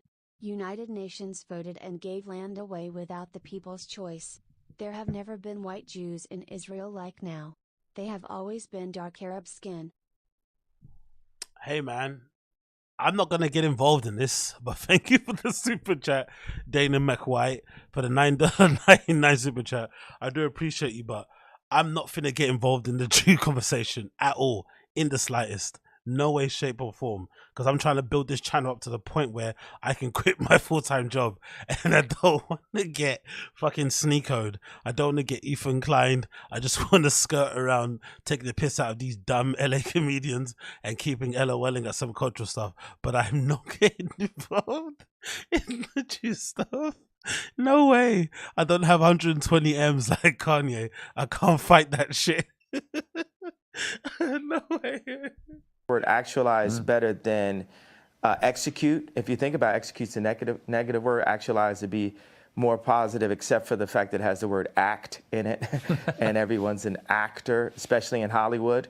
I'm like top 5 writers in human history, so I really get into the power of words, and I feel very akin to Capote. You know what's funny? I do agree with him that he may be the top 5 writers in human history, but he must be the bottom 5 in terms of articulation, like speaking wise. He can't sort out his thoughts. The one thing I've always kind of been annoyed at Kanye, especially being a Kanye fanboy at one point, was that everybody, especially on this forum I used to always post on called KTT2, where a lot of kind of Kanye sycophants kind of are on there, always making excuses for him. But at this point, some of them have turned their back on him and basically said, yeah, he's too far gone. But I always remember when he would always go on those rants when he was on stage and stuff, people would be on those forums basically trying to put his rants into normal English, right? Or into layman's words. And it always annoyed me that he needed like an army of translators, is basically, around the world to sort out his thoughts and make them make sense. He couldn't just say what he wanted to say. It had to be this muddled thought that was just spat out there. We had to fucking swallow it, and then we were forced to listen to more until we got it. It was just annoying. Do you know what I mean? It's like, no, why don't you just take some time to read a book, to maybe do some writing, to kind of, you know, meditate on your thoughts, you know, really go through your arguments, maybe talk about them with a close friend, and then present it to us. Nah, he just wants to kind of spit them out there in real time, all the time in general. It's just like, and in general, it's kind of like what the Kardashians do, innit? They just kind of force themselves in front of you all the time, even if you don't want to see them. They force themselves in front of you. That's why it's probably a perfect marriage that they were actually together, to be fair. Freud, Nikola Tesla, Da Vinci, Matisse, more Matisse than Picasso, more African Cubism than Matisse. So I just do that. I throw out that kind of for the liberals. And that's the funny thing. It's like liberals. Let me hold you up on that. On Matisse, when you say you're more Matisse than Picasso, as somebody who's a fan of Matisse and Picasso, actually, I spent a lot of time in Saint-Tropez where they all used to paint together. Why do you say Matisse? What is it about Matisse that you feel an affinity with? I feel like Drake is more Picasso and Ye is more Matisse. When we talked about, when me and Drake went to do the show last year for prison reform and to bring awareness to the incarceration of Larry Hoover, I sent him articles about the relationship of Matisse and Picasso and the need for these people. You need to have that. Spare a thought for Drake somewhere in some hot location with a couple baddies next to him, sipping on a fucking Mai Tai, you know, a fucking Negroni or whatever, or gin and tonic, right? Having a good time, getting his PP sucked on, and then Kanye sending him fucking PDFs and articles on the relationship between fucking Picasso and Matisse. Why is he in a beach somewhere getting his hair braided, chilling out, having a good time? Just imagine.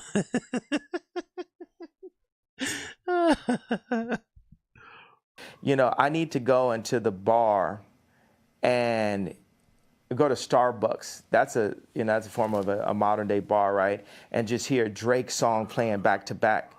And Drake needs to go No, a Starbucks isn't a modern day bar. to that same Starbucks just in a different city and see people wearing Yeezys. And it puts us both back into the studio. And, you know, God sets up these almost similar characters, these doppelgangers. It makes me really realize God has a sense of humor. Like, why is John Galliano and Mark Jacobs the exact same human being, just placed in a different place? Or why does God have it where Bernard Arnault cannot purchase Gucci, not even through the Chinese market?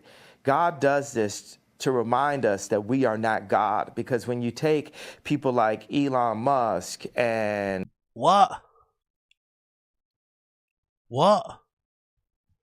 In his head, everything has to be like adversarial, right? There has to be some sort of battle between two people.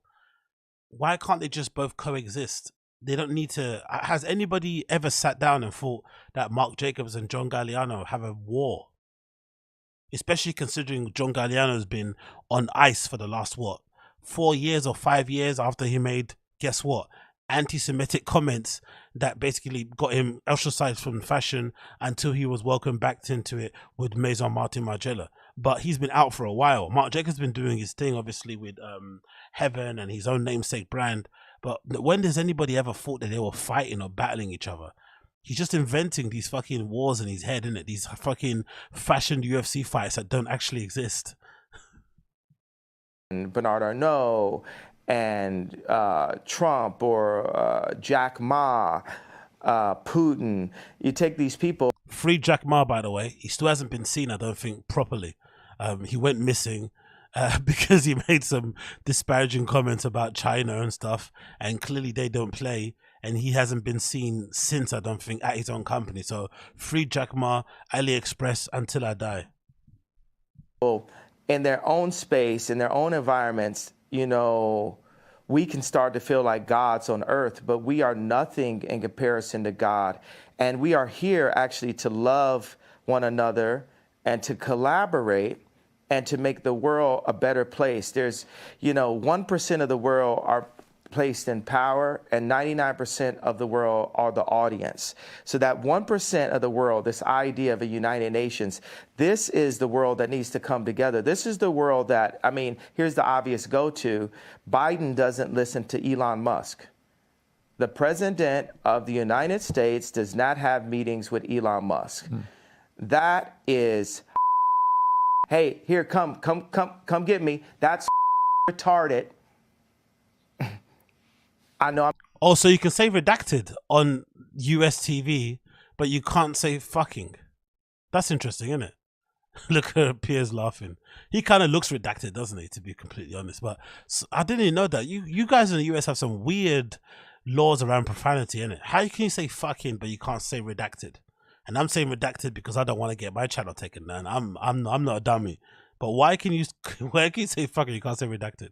I guess because redacted is technically a term to describe something that's some sort of, I don't know, you know what I mean. But yeah, look at Kanye being an edgelord.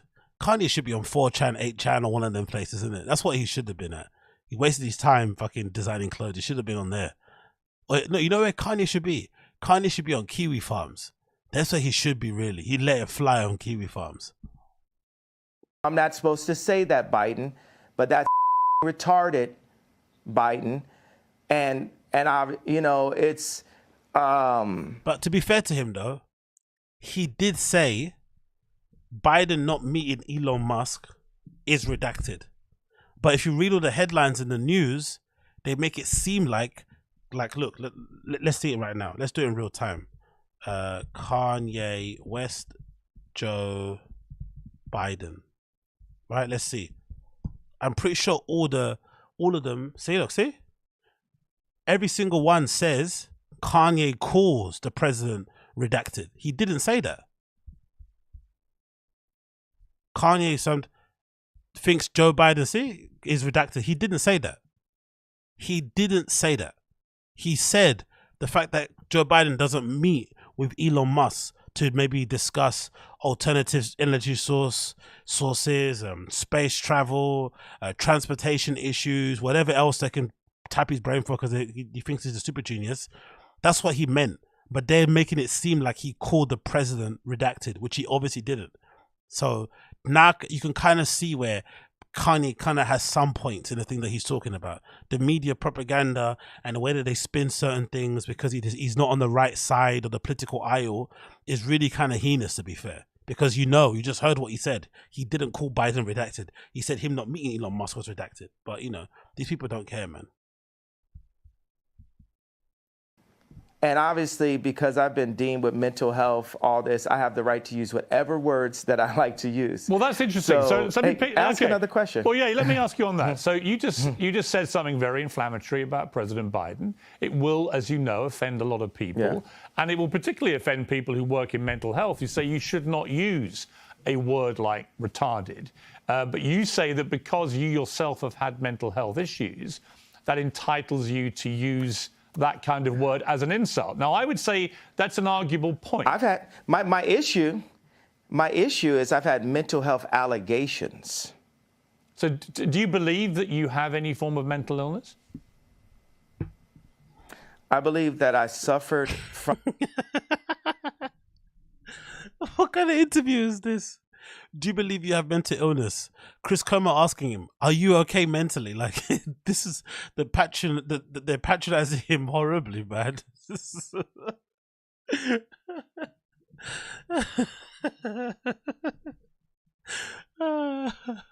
Because I think they're being concerned. They're like, dude, are you mentally unwell? Because you're going after the Jews and you're saying they control everything. But if they do control everything, they're going to ruin your career. You might want to just like simmer down on the anti-Semitism and just chill. And he's like, nah, man, I got to expose the Jews, man. They control the world, man. And then now look, he's crying because they're not letting him do concerts and shit. From exhaustion. I believe that I suffered from exhaustion.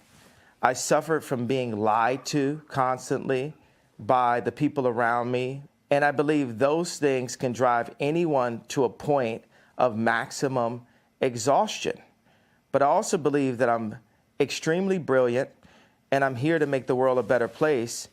And I'm tired of the left media trying to pick on me. And y'all picked on me enough. And y'all... Victim Ye is the worst version of Ye ever. 1 minute he's a bully. Next minute he's a top 5. No, 1 minute he's a victim. Next minute he's a top 5 writers in human history. Like, you have to pick one. You can't be both.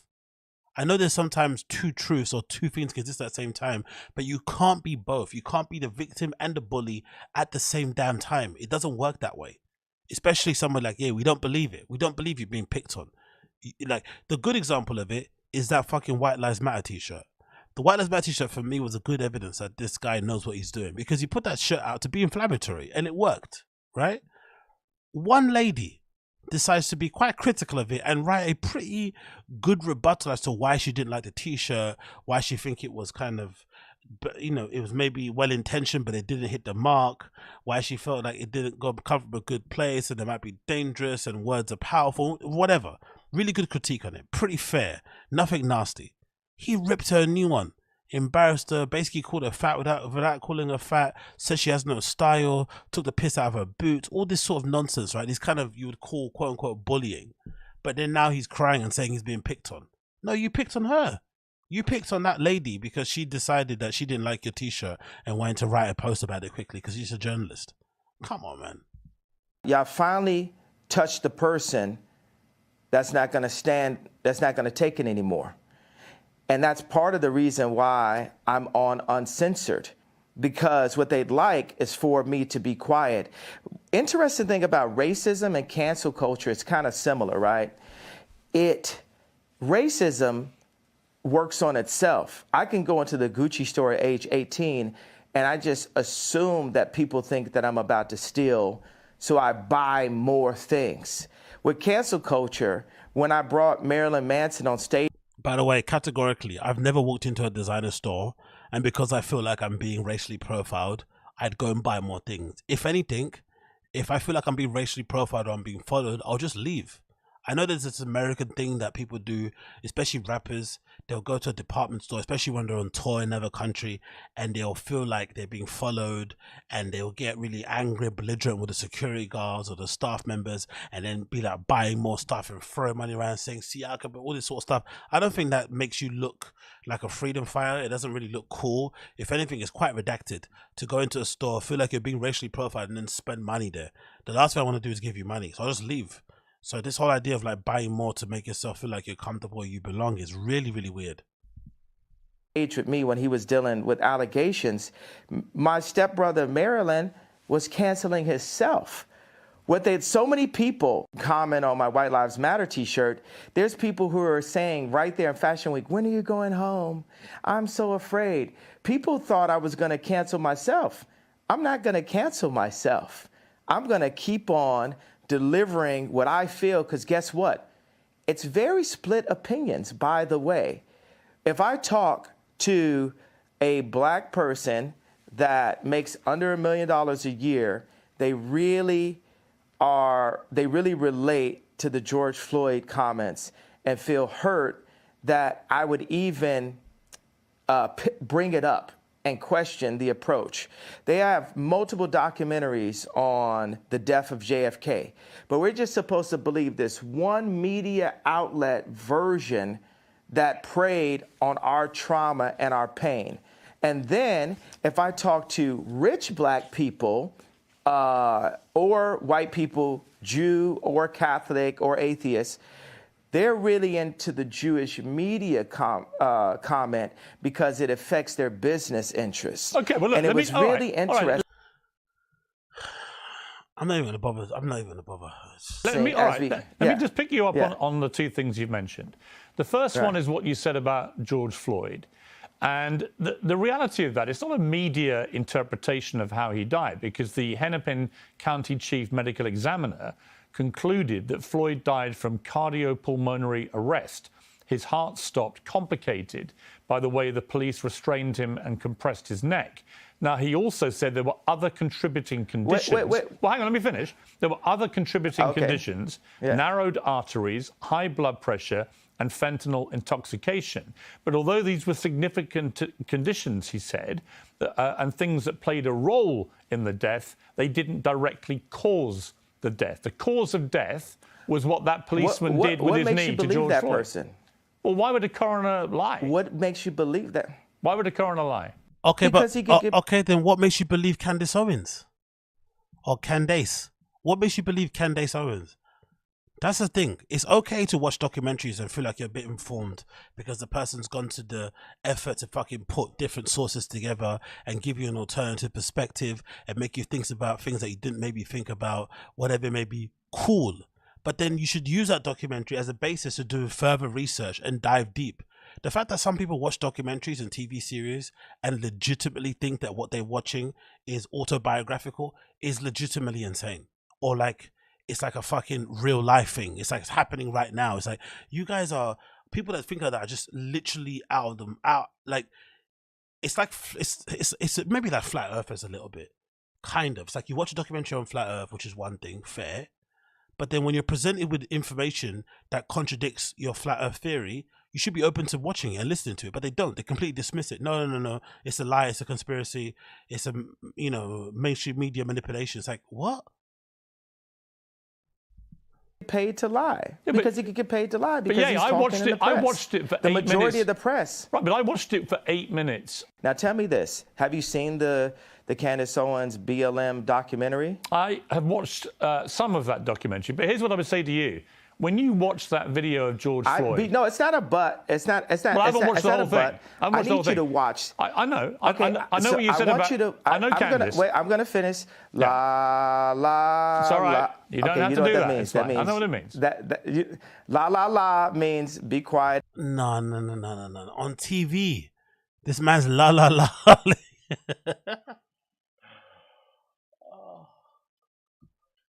I despise the Kardashians. I do. I despise them as a family.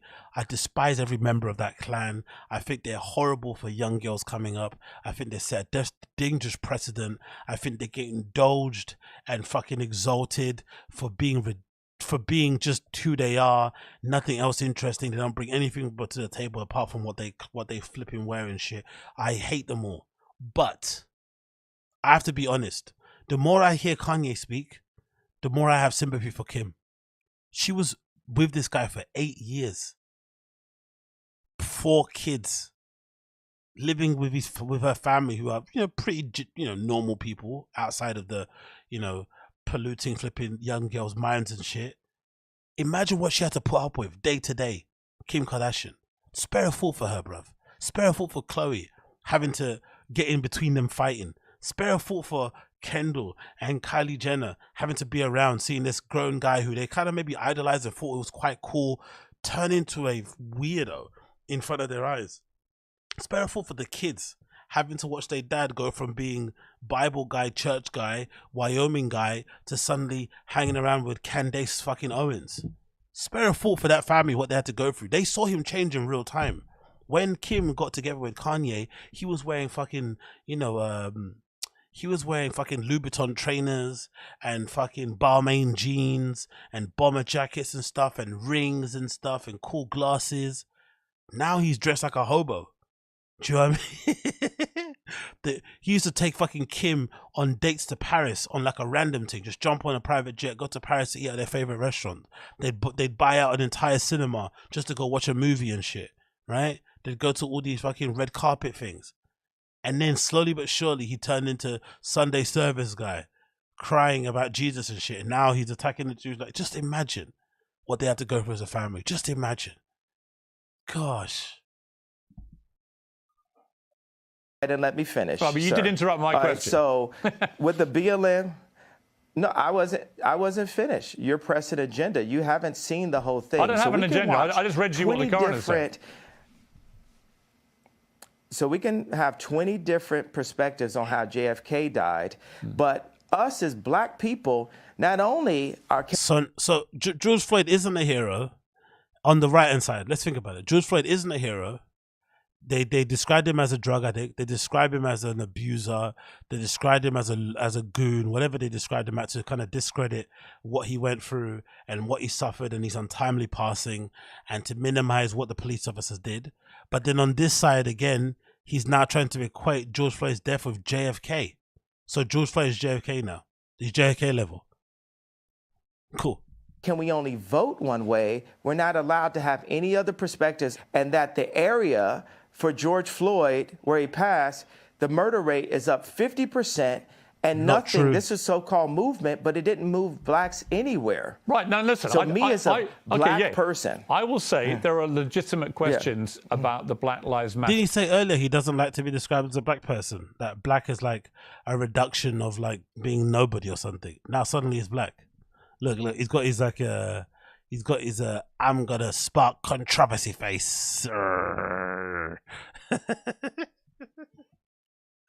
This man's nearly 50 years old with 4 kids trying to be an edgelord. It's absolutely great to see in real time. I'm not gonna lie. It's a movement, no question. But on the specific point about how George Floyd died, I don't think it's in question about what actually killed him. It was that police officer with his knee on his neck. Well, it isn't question.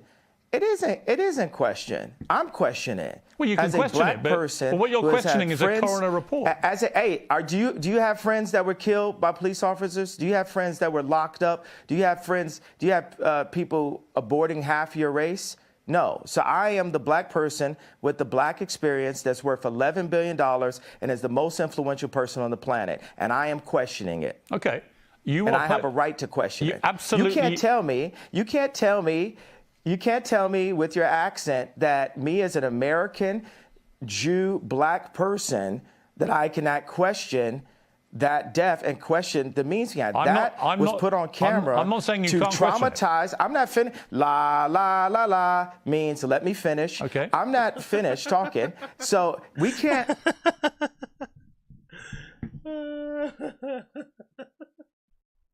What the find it. I've got to find that video of DSP doing la la la. Let me see if I can find it. DSP la la la. Oh. Someone must have dark side feel la la la. Let me see if I can find it. Dark side feel la la. I can't believe he did that. La la la with your accent. Where is it? Where is it? Where is it? Oh man, I wish I could remember what video it was. Darkside feels arguing with somebody, like a troll comes on his stream and he starts saying stuff. He's like la la la la la. He starts doing that. Oh, I wish I could find it, man. Fuck, how am I gonna find this? Maybe it's on the DSP forums, maybe? I don't know, let's see. La la la. Let's see. No, no way. Damn it, man. I wish I knew what video it was. Doesn't matter anyway, doesn't matter. I cannot see, because you distract my thoughts and then you try to make me look like a crazy person and you feel you have the right to cut me off, and I've proven you guys don't want it with me. This is like Terminator 20. You've never seen this before. You've never seen this before, so I want no one to play with me. I have the right to question, because that videotape was used to traumatize my people and force us into the Democratic vote. Hey, George Soros, you're a real competitor. I respect you. I'm worth more money than you, and I have more influence than you, and have, Piers Morgan from a different country saying, well, I'm not going to do an English accent because that would be racist. I'm funny, by the way. That's fine. I know you can do that. As I said to you, the show is uncensored yet. You can say what the hell you like, right? But that doesn't mean I can't pick you up on a few things, right? You accept that. I accept that, but you try to say it is unquestionable because this one Dr. Fauci said this. I know it wasn't Dr. Fauci, but I'm just giving an example. Oh my God, he's equating a coroner's report to Dr. Fauci.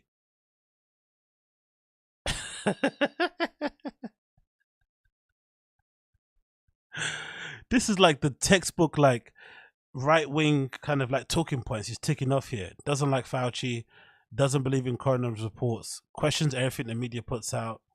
Oh God. Where we hear from even Google, like people feel like, if you Google it, it's factual. There's so much non-factual information about me on Google, but then I still believe Google, and people pay to get certain information to the top of Google. But this is good. Keep going. Where else you want to go with it? All right, I'm done, man. I'm 20 minutes in. I'm going to jump over to other topics, but if you want to check out the whole entire thing, you can. Kanye's on the mad one. He's doing what he needs to do. I think in conclusion, what I would say, to kind of offer a counter narrative on it and to kind of maybe offer a different interpretation, which is not the same thing everyone's saying about he's nuts, he's crazy. I have to say though, it is quite weirdly refreshing to see somebody of his level, of his caliber of stardom and fame basically go in this direction. Because we know in society and in media that you can't really be a top tier commercial well-known person and also be conservative, or also be Republican, also be right-wing. People just don't have it. You can't be outwardly that. You have to kind of hide it, do it behind closed doors, which a lot of people say. A lot of people in Hollywood are actually secretly conservative, especially the ones who are older and wealthier. It's kind of a thing that usually happens to a lot of people. You want to obviously keep your money and shit, and maybe people on that side of the aisle have more policies in place that can help you keep your money. But the fact that he's willing to risk everything, like he legitimately has risked everything.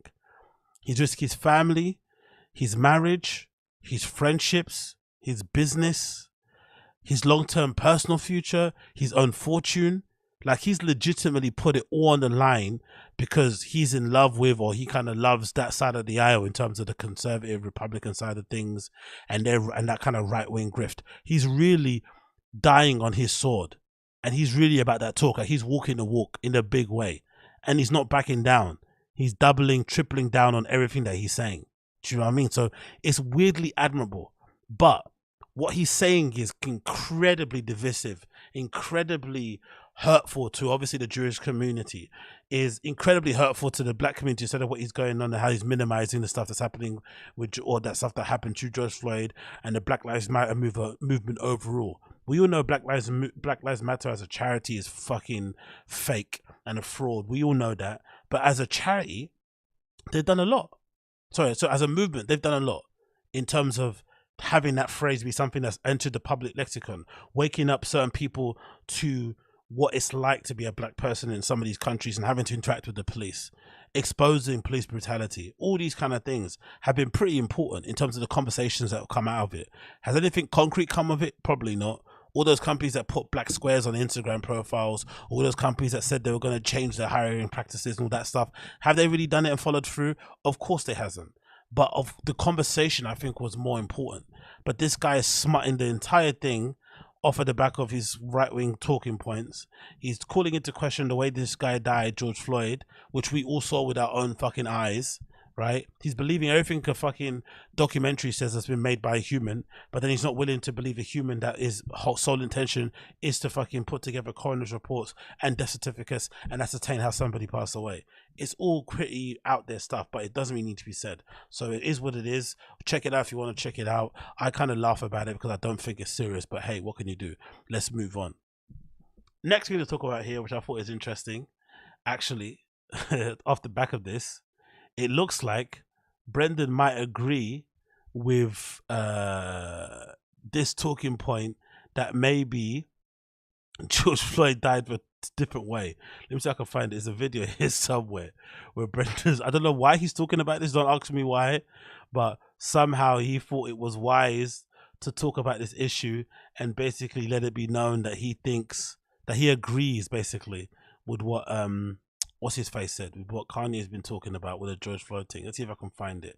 Oh man, did I fucking close the window by accident? Hopefully I didn't. Where is it? Where is this clip? Come on, brother. Where are you? Where are you? Oh, there you go. Yeah, here it is. So this is this is Brendan fucking talking about this shit. This is fucking horrendous. Why is he talking about this? I don't know. This is not in his wheelhouse. He doesn't have the brains or the articulation to flip and talk about this stuff. But hey, here we go. Let's see if I can find it. Brendan's on this right-wing grift. Let's see if it works out. Yeah. So let's put this on here. Let's turn it on. No more Brendan. People are saying, nah, we got to suffer together with this, man. We're suffering together. Brendan Schaub on Kanye's comments regarding George Floyd's death. Saying that he was on fentanyl, and it wasn't like, he wasn't even on his neck like that. And it's like, dude, man, there's video. We see it. It's like, what are you talking about? But he was definitely on his neck, and then he was also on fentanyl. But all this is, he's mentally ill. The point, though, to be clear. He's mentally ill. Oh, look, see, he got chicken shit there, didn't he? Yeah, he didn't want to stick with it. Stick with it. That's the thing. He's flirting with it, but he's too pussy to really stand on it. Really want to stand on it because he talks about being shadow banned and being cancelled. Brother, you don't say nothing controversial enough for anybody to be shadow ban you about. And obviously, for the most part, you're not really that well known for having hot takes anyway, so no one cares. As he said one day, no one knows who you are, so why would they want to shadow ban you? It doesn't make any sense. But you see that he chickened out of it straight away there. Ill. Yeah. He needs help. It's a little bit of my problem with this. Don't strike me. I'm so sorry. Okay. It's just a little problem with this. That's okay. Is sometimes I do things, everyone's like, he's a genius. The other time, like, he's out of his mind. Yeah. It's like, well, so when is he a genius? When's he out of his mind? When he's having his manic episode, you don't like him? And then if he does something you like, he's a genius? You think he's a genius and then, when you talk about the Jews, though. You're prejudiced. No, hell no. But that, and then also some of the media outlets, they never list him That's good. as being a genius. It's always, oh, he's having they only cover it when he's having this manic episode. We're not going to be like, genius Kanye West talks negatively about Jesus. Exactly. Then it's like, you could say empire mogul Kanye West having a moment. I guess. He fucked up. The Jew thing, man, of course. It's awful. It's awful. Well, I think all of this he's fucked up. The other stuff he would have been okay. It's not good. No. But I was like, all right. What? But look how he pushed out of it. Let's play that bit again. Look how he pushed out of this stance. He was on fentanyl, and it wasn't like, he wasn't even on his neck like that. And it's like, dude, man, there's video. We see it. It's like, what are you talking about? But he was definitely on his neck, and then he was also on fentanyl.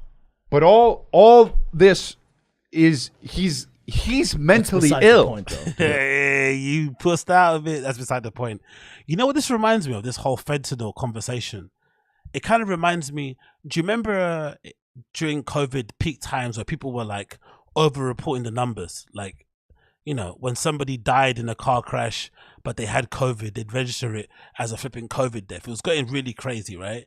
And I remember rightfully, some right-wing talking heads were like, you're obviously skewing the numbers and you're creating more panic and you're making people more scared by making it seem like everybody around them is dropping like flies because of COVID.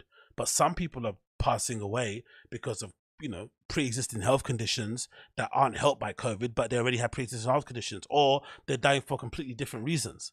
But you're adding them to the COVID list, obviously, to kind of heighten, you know, to get people more scared, to make them more compliant to wear a mask, whatever it may be, vaccinated, whatever. We don't know what it is. But that argument of like, that kind of, you know, way of like adding the numbers onto the deaths of COVID and people just had COVID and they died in other ways is as redacted as saying that because somebody died with fentanyl in their system, that means if you punch them in the head and they bang their head on the floor, that punched in is not the thing that killed us because they had fentanyl in their system.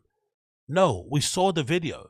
We saw the guy putting his whole entire weight of his knee on the back of that guy's neck as he was lying there on the floor and he's taking his last breaths. We saw it with our own eyes. We know what that looks like. We've all seen somebody get choked out before. We see the life evaporate from his eyes in real time. It's a fucking distressing video to check out. So to sit there and say fentanyl, it's like, what?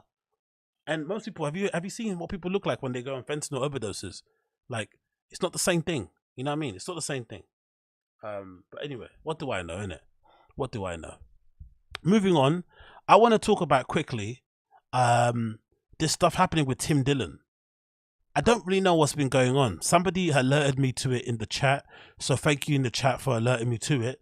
But this guy that I've been following on YouTube called Too Lazy to Try, who does pretty good comedy roundup videos and stuff about people in the comedy scene in general, and kind of does some good sort of like talk over commentary type stuff. The similar stuff that I kind of do.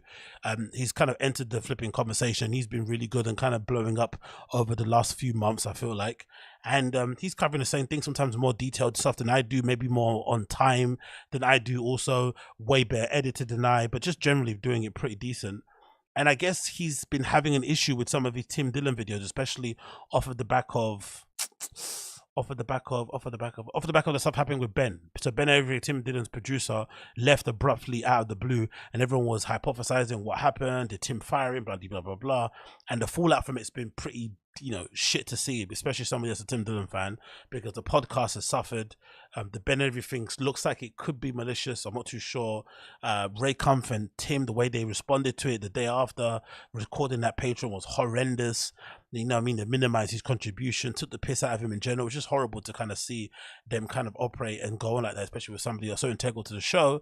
And now we're in a situation where it looks like Tim doesn't like that certain people are calling him out for his behavior, how he acted toward Ben and the subsequent pods and all that malarkey, and he's now striking down their videos, it looks like, which is really weird, especially someone like a Tim who's meant to be this free speech, anti-censorship guy, somebody that's against kind of like, you know, corporate entities coming in and giving people notes and taking over certain things and foreign powers and CCTV and being intrusive and all that malarkey. Is very much in that, right? So for someone like him to be abusing the YouTube copyright system and striking down videos because he doesn't like what they say is pretty abhorrent, I'm not gonna lie. So I'm hoping what I've heard isn't true and it's a misunderstanding, but let's see what Too Lazy to Try has to say about the whole entire thing. All right, so I'm sure most people have heard that there's been some drama going down with my channel and Tim Dillon, and I wanted to wait a few days to make this video because I wanted to see if him or anybody from his team would respond to this, but nobody has so far, so here we go. And I'm not going to use any footage or audio from Tim's podcast, so there's no way he could take down this video. So I'm sure most people have heard by now. The other day, Tim Dillon did a copyright takedown on one of my videos, and he gave my channel a strike, which is pretty... What video? Okay, the video he took down was Tim Dillon apologizes for trashing his ex-producer Ben Avery. Pretty surprising considering Tim is very pro-free speech, anti-censorship. You know, he goes on Joe Rogan, he does the whole circle jerk talking about how bad censorship is and how big tech companies are out of control with deplatforming people, and people are getting too soft and too sensitive nowadays. Yeah, good point. Someone made that Too Late to Try about his voice. Yeah, Too Late to Try is like Red Scare podcast for me. You have to get past his voice. Same with the Red Scare podcast. Once you get past the Red Scare podcast and their vocal fry and that kind of valley thing going on, it's a really good show, really entertaining. I love the ladies. So check out the Red Scare podcast if you haven't already. They're on Patreon. They also have a podcast that's free. You can check out Anna and Dasha. I love you. You guys do amazing work. But once you get past Too Late to Try his voice and his monotone, almost sleepy sounding voice, it's pretty decent. I think he puts together concise, really well done videos, and I'm a fan of his. But now it's starting to look like he's just a grifter and a massive hypocrite that only cares about making money, because he gets a little criticism from the internet and he does copyright takedowns and he gives out strikes. Like, this is Brendan Schaub level stuff, and I've never even had to deal with this from Brendan. And I go a lot harder on him and H3. I make H3 look like a complete idiot in my videos. I talk about him all the time. He's never done anything even close to this, which is hilarious. That's interesting, isn't it, right? I don't think I've ever had, actually, think about it as well. I've got a million videos on my channel. People like to remind me all the time, oh, you always talk about Brendan. It's like, no, I don't, bro. I have a podcast. I have over 600 episodes of my podcast where I talk about everything apart from comedy stuff. I only talk about the comedy stuff on this show, the random show, and I want to have my full-time thing be the fucking podcast, but clearly people care about the comedy stuff more than the podcast based on my view numbers, so I do what the people tell me to do. But if you actually count the videos I've got on my account, I would say over the 2,000 videos, the 3,000 videos I've got on my channel, maybe 10% are comedy stuff, maybe 10%. But of all those comedy ones, I've never got one strike down or one takedown notice from anybody. Maybe because I'm not as harsh as well. I think these guys go in a little bit more harder than I do. They're a bit more, you know, they're willing to kind of go out on a limb and say certain things, which I wouldn't necessarily say because I don't really care that much.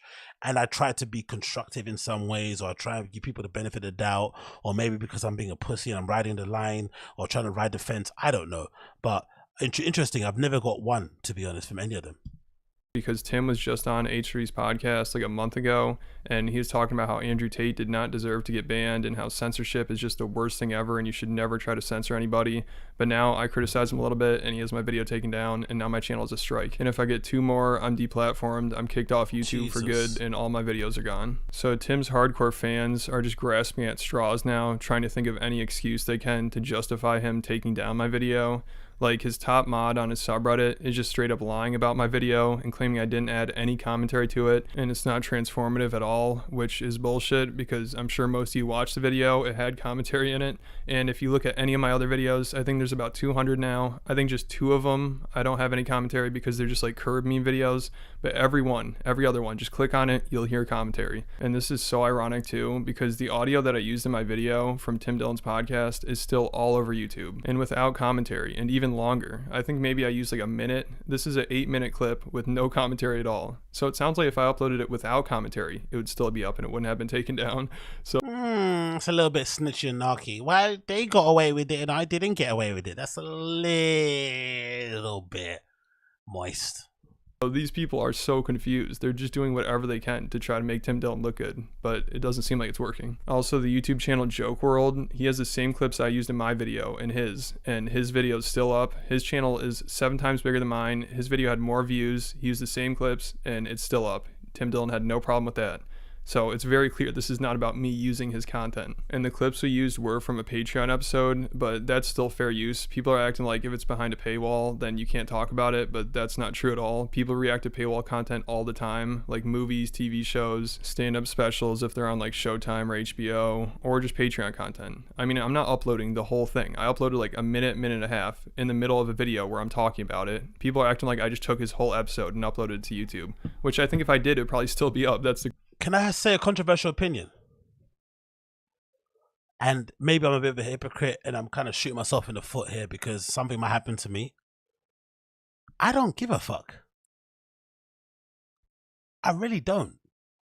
This, to me, has always been the lowest form of content creation that exists, the stuff that I'm doing right now, where I'm watching other people and other shows talk about things and then I'm commentating on it in live, or making the edited video and talking about what they're talking about. But essentially, if those guys don't speak about things, I have nothing to speak to you guys about, because clearly you're only here to watch me talk about people who are way more famous than I am, way more successful than I am. That's kind of where it's entertaining, and because they're successful and not, they're put on a pedestal, it's quite funny to laugh at them from time to time. But it isn't that deep. It's not like I'm fucking making a HBO show here. We're just fucking around. So the fact that my guy's thinking like he's created a 7-part documentary, exposing the truth of the fucking industry with all these really well-resourced sources and information, and it's a journalistic piece and stuff, and he went and he traveled to places and he did loads of on-site interviews. You're just reacting to fucking middle-aged men talking on podcasts about shit and putting it on your YouTube channel and monetizing it. Like, I don't know. I never think this is going to last forever, which is why, in my humble opinion, what my goal would be, my maximum goal, right? My maximum goal is for this to be the thing that gets me out to do my own thing. This will be the thing that I want to be focusing on. My podcast, where I talk about cultural things like news stuff, where I review collections, where I talk about the clubs that I go to, the holidays that I've been on, where I maybe review a show, whatever it may be. This stuff is the stuff that that I'll be willing to die on the hill of. If I review the Bathing Ape collection and they flipping took down my video, I'd be distraught because I'm reviewing your thing. This is what I would fucking like to do. But I can't because everybody only comes to the comedy stuff. But who cares if they take down a fucking Brendan video or like a Brian Callen video? I get it. Do you know what I mean? Essentially, I'm laughing at them, right? Of course you wouldn't like it. I don't expect you to like it. But it's not, I don't know, man. I don't know. It's just, I guess maybe because I don't have it, maybe because I don't have as many views as those guys, because those guys get way more views than I do on their comedy type stuff that they're doing, right? Like even this one that this guy's doing now, he already has like 32,000 views on his one. It's only came out the other day. I don't necessarily get all that kind of stuff, but I don't know. It's just, it sounds a bit whiny. Maybe because it's just me as a person. I'm not going to get on here and start whining. You got to take my video down. I'll fight it behind the scenes. Or maybe you might send a counter notification or something. I don't know, whatever. I don't think I'd ever be bothered to do that. I might do that, but that's the most I'm going to do. I'm not going to try and rally people around to fight this battle for me to have the right, to have the ability to take a piss out of people. I don't know. I don't know. Maybe I'm in the minority here and I'm probably shooting myself in the foot, and I should be more for the creators and I should be maybe fighting, their case a little bit more. But I don't know, man. I'm just a little bit nonplussed about this shit, really, to be honest. But let's continue.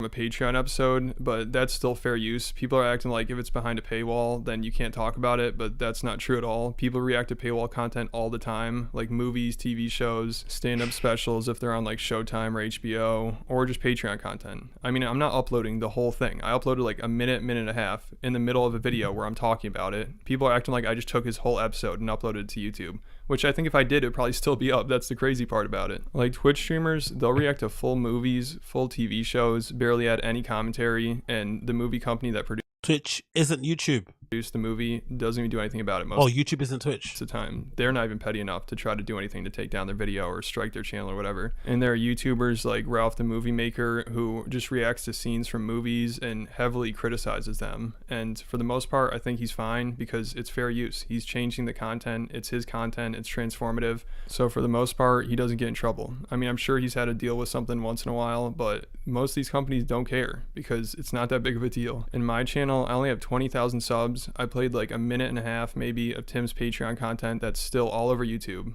and that's a big deal. People are acting like I'm taking money from Tim Dillon. Are you fucking kidding me? Tim has actually gotten money from my videos because one time I reacted to one of his podcast clips that was on YouTube and he claimed it and got all the revenue for it. And I didn't really care at the time, even though it was a lot of money at the time for me. Like I think it was about like $200 maybe I could have made off that video. But I really didn't care that much. I'm like, all right, whatever, I'll just move on. I think I might have made like one tweet about it just because I was surprised to see him working with bent pixels, but it wasn't that big of a deal. And if Tim like really had a problem with me reacting to his Patreon content, and that was a big problem for him, which it isn't because it's obviously still all over YouTube, but if it was, he could have easily just claimed the audio from my video, and then my video would have been taken down, but I wouldn't have gotten a strike, and it would have let me remove the audio, which I would have no problem doing. I would have just done that and then left the video up. It wasn't that important to the video. I did that a few times with Brendan Schaub, but Brendan Schaub hasn't even stooped this low with my channel. It's crazy. Tim went for the jugular here, and he gives me a strike. Now if I get 2 more, my channel's gone, and I'm just off of YouTube. So I saw somebody actually posted the community post that I made on here to Tim Dillon sub, and whoever did that, I really appreciate it. I'm glad some people understand what's going on here. And actually, for the most part, I think most of these comments supported me, so that's really good to see. But of course, that moderator that I was talking about earlier, he's just in there trying to gaslight people into thinking that I just uploaded a straight clip from Tim's Patreon and added nothing to it. Like, let's see what this guy says. He says, "This is not fair use. It was just a clip, no transformative content. It's literally what the DMCA system was made for." No, it was made for videos like this. Tim could actually take this down. He would have the right to do it. God, these people are so confused. And then of course somebody's like agreeing with him. He's like, I mean, he added no value to it, no commentary or anything. Literally just posted a part of the video. How are they saying this for a fact? Like, what the hell is going on here? Then the mod said, correct, he did not add to it. That does not fall under fair use and is why the dispute did not work for OP. I haven't tried to dispute it yet. These people are so out of it. Unlike, for instance, WATP, he uses huge amounts of paywall content, and I don't know what he's saying. Pretty sure there was content added to the video. See, this person right here is making some sense. It was just like WATP does. I looked through his channel and all his videos have commentary. I think he might be off here. And then this guy gives the best response. I've got the word of one internet stranger with yes, one with no. Will anyone learn the truth? Who cares? So after all that, he's just like, whatever, who cares anymore? You know, I don't. Who knows who to trust? He realized he was wrong, and now he's just like, who cares? So yeah, you could tell he's really winning here. He's doing a good job. And then I also found this response to my tweet that I thought was pretty funny. This person said, it's the same as if you took a camera into a movie theater, recorded the movie, then transformed it into something different. You can't get away with the fair use when you illegally record the video. When the hell did Tim Dillon and his fans become Karens? Like, what the hell is going on here? This is just the most petty shit ever. Like, dude, you can take Tim's balls out of your mouth. The guy's making $200,000 a month just on Patreon. Like, this poor guy, how's he gonna survive with me, a channel with 20? Mentioning how much Tim makes in an effort to plead your case that your video shouldn't be taken down, whilst also complaining that you lost out on £200 per video, is hurting my brain. Really hurting my brain. Like, should we be caring about this? Is this something that you should be maybe dealing directly with Tim about? Maybe contacting him directly, seeing if you can maybe start a dialogue and maybe understand where he's at, maybe talk about this and figure out where the solution is. If there isn't one, move and pivot. I don't know. Like, this is weird. Maybe he's having a moment. Maybe Tim's just going for a strop because he's still feeling the fucking the pains of breaking up with Ben Avery, which has kind of damaged the pod. I haven't listened to it since Ben actually quit. Weird, isn't it? Like, that's another thing as well. People don't really mention a lot about these podcasts that I think the creators also don't really bear in mind. I think about it, right? How many of you guys actually listened to Joe Rogan podcast since he went to Spotify? I was a big fan. I've been listening since the 400s, and I can't think of the last pod on Spotify I listened to in full. I just see the clips, or I maybe move around on the Spotify app from here to time, but I can't remember the last time I did listen to a full show like when I did previously. Like, I think these podcasters, they underestimate how much people change their habits when something changes about the show. So when Joe moved to Spotify exclusively, I'm sure he just lost a bunch of people because he's not on their main page anymore on YouTube when they log in. They don't see him live streaming his shows anymore on there. So they just jump away and just forget about it. And I guess the same thing happens with Tim and the fucking podcast. A lot of people loved Ben Avery. They loved his little giggle in the background, and they kind of, tied Tim and Ben together as part of the show. So when Ben leaves, it kind of takes away half the show, half the reason for watching it, so you stop checking it out. And they don't really understand that, I don't think, these comedians. I think they just think, oh yeah, I'm the star. It doesn't matter who's around me and who's doing help. If I'm the star and I'm here, it's going to be okay. But it's like, no, you're suffering, actually. People are not going to watch it because they feel like the full show isn't there anymore. But let's finish this Too Lazy to Try thing and move on because I'm bored about this. 20,000 subs talking about a minute-long clip from his Patreon. Like, if you think that somebody watched my video, then they're like, oh, well, there's no need for me to subscribe to his Patreon. I just got his content for free here. You're a fucking idiot. So there's actually another small YouTuber that had one of his videos taken down, and he got a strike, I believe, from Tim. His name is CJ Brown, and he brought this up on Tim's subreddit, and some people like were not having it. This is one of the guy's response. He said, "You tried to talk shit using material that is behind a paywall. Now you're bitching about getting your dumb video removed and think playing Reddit lawyer is going to change something." And then CJ basically explained that he's allowed to do it as long as he adds commentary or criticism or whatever. And he said, don't you think for all the shit Tim talks about, he should be on the side of the small YouTuber making a video about him, which is definitely true. Tim rants about this shit all the time. And this guy's response is absolutely hilarious. And I love his name too, his username, because this fits him perfectly. Right Wing Redact. This is his response. Seems like YouTube disagrees. That's the response. How the hell is this a Tim Dillon fan? It's just like, oh, well, if your video got removed, that's YouTube's choice. They disagree with you, so there, you have to deal with it. Like, Tim spends so much time ranting about these social media companies and big tech and censorship and everything, and how, like, Andrew Tate, Alex Jones, Steve will do it. They shouldn't have been deplatformed. And now they're acting like YouTube always makes the right decision, and you can't complain about it. It's like, hey, YouTube took down your video, so that means there's a good reason. You must have screwed up. Like, what the hell is going on here? It's like we're living in the Twilight Zone. And it's so funny because a lot of people have been speculating that the reason Tim and his producer like had the breakup and he left the podcast and everything was because of this argument they had about Steve will do it's channel. When his channel got taken down, he posted on Instagram, I think, about it, and Tim's producer made a joke and like called Steve racist or something, and Tim was like really pissed about it, and he's like, dude, this is not the time, this is a serious thing, his channel just got removed, this is terrible. But now Tim removed my video and gave me a strike, so now I'm a third of the way there to being deplatformed, so he obviously doesn't care that much. Okay, let's stop. Look, I understand, man. My guy has made, big up to Ladies to try. I hope you figure it out and you work it out and you get your strike removed and whatnot. It's not cool to see small YouTubers get basically bullied and stuff. I get it. And I understand, being a YouTuber, and now he's at the point where he's probably making a decent amount of money on his YouTube channel. The AdSense pretty decent, and it's maybe his entire livelihood, or maybe part of his livelihood, to see that being taken away from you from somebody who purported to be a free speech advocate is probably hurtful and really confusing and really scary. I get it. I really do. But I honestly do think something like this, considering that it's kind of come out of left field, I don't think any of us would have guessed that Tim would do something like this. So it's kind of something that kind of seems out of character. I would say that it's probably best to just contact the guy directly and see what's actually going on, because I bet there's more to this than meets the eye, and it probably has a lot more to do with fucking Ben leaving the show and Tim's change in person, because a lot of people have been saying it on the subreddit. People have been saying subreddit, and I've noticed it myself. I listened to part of the new episode recently that just dropped on Patreon. That's like 45 minutes long. It ends weird. The volume's not really good. The producer they've got now is fucking shit. But in general, right, like, there's clearly been a change in Tim.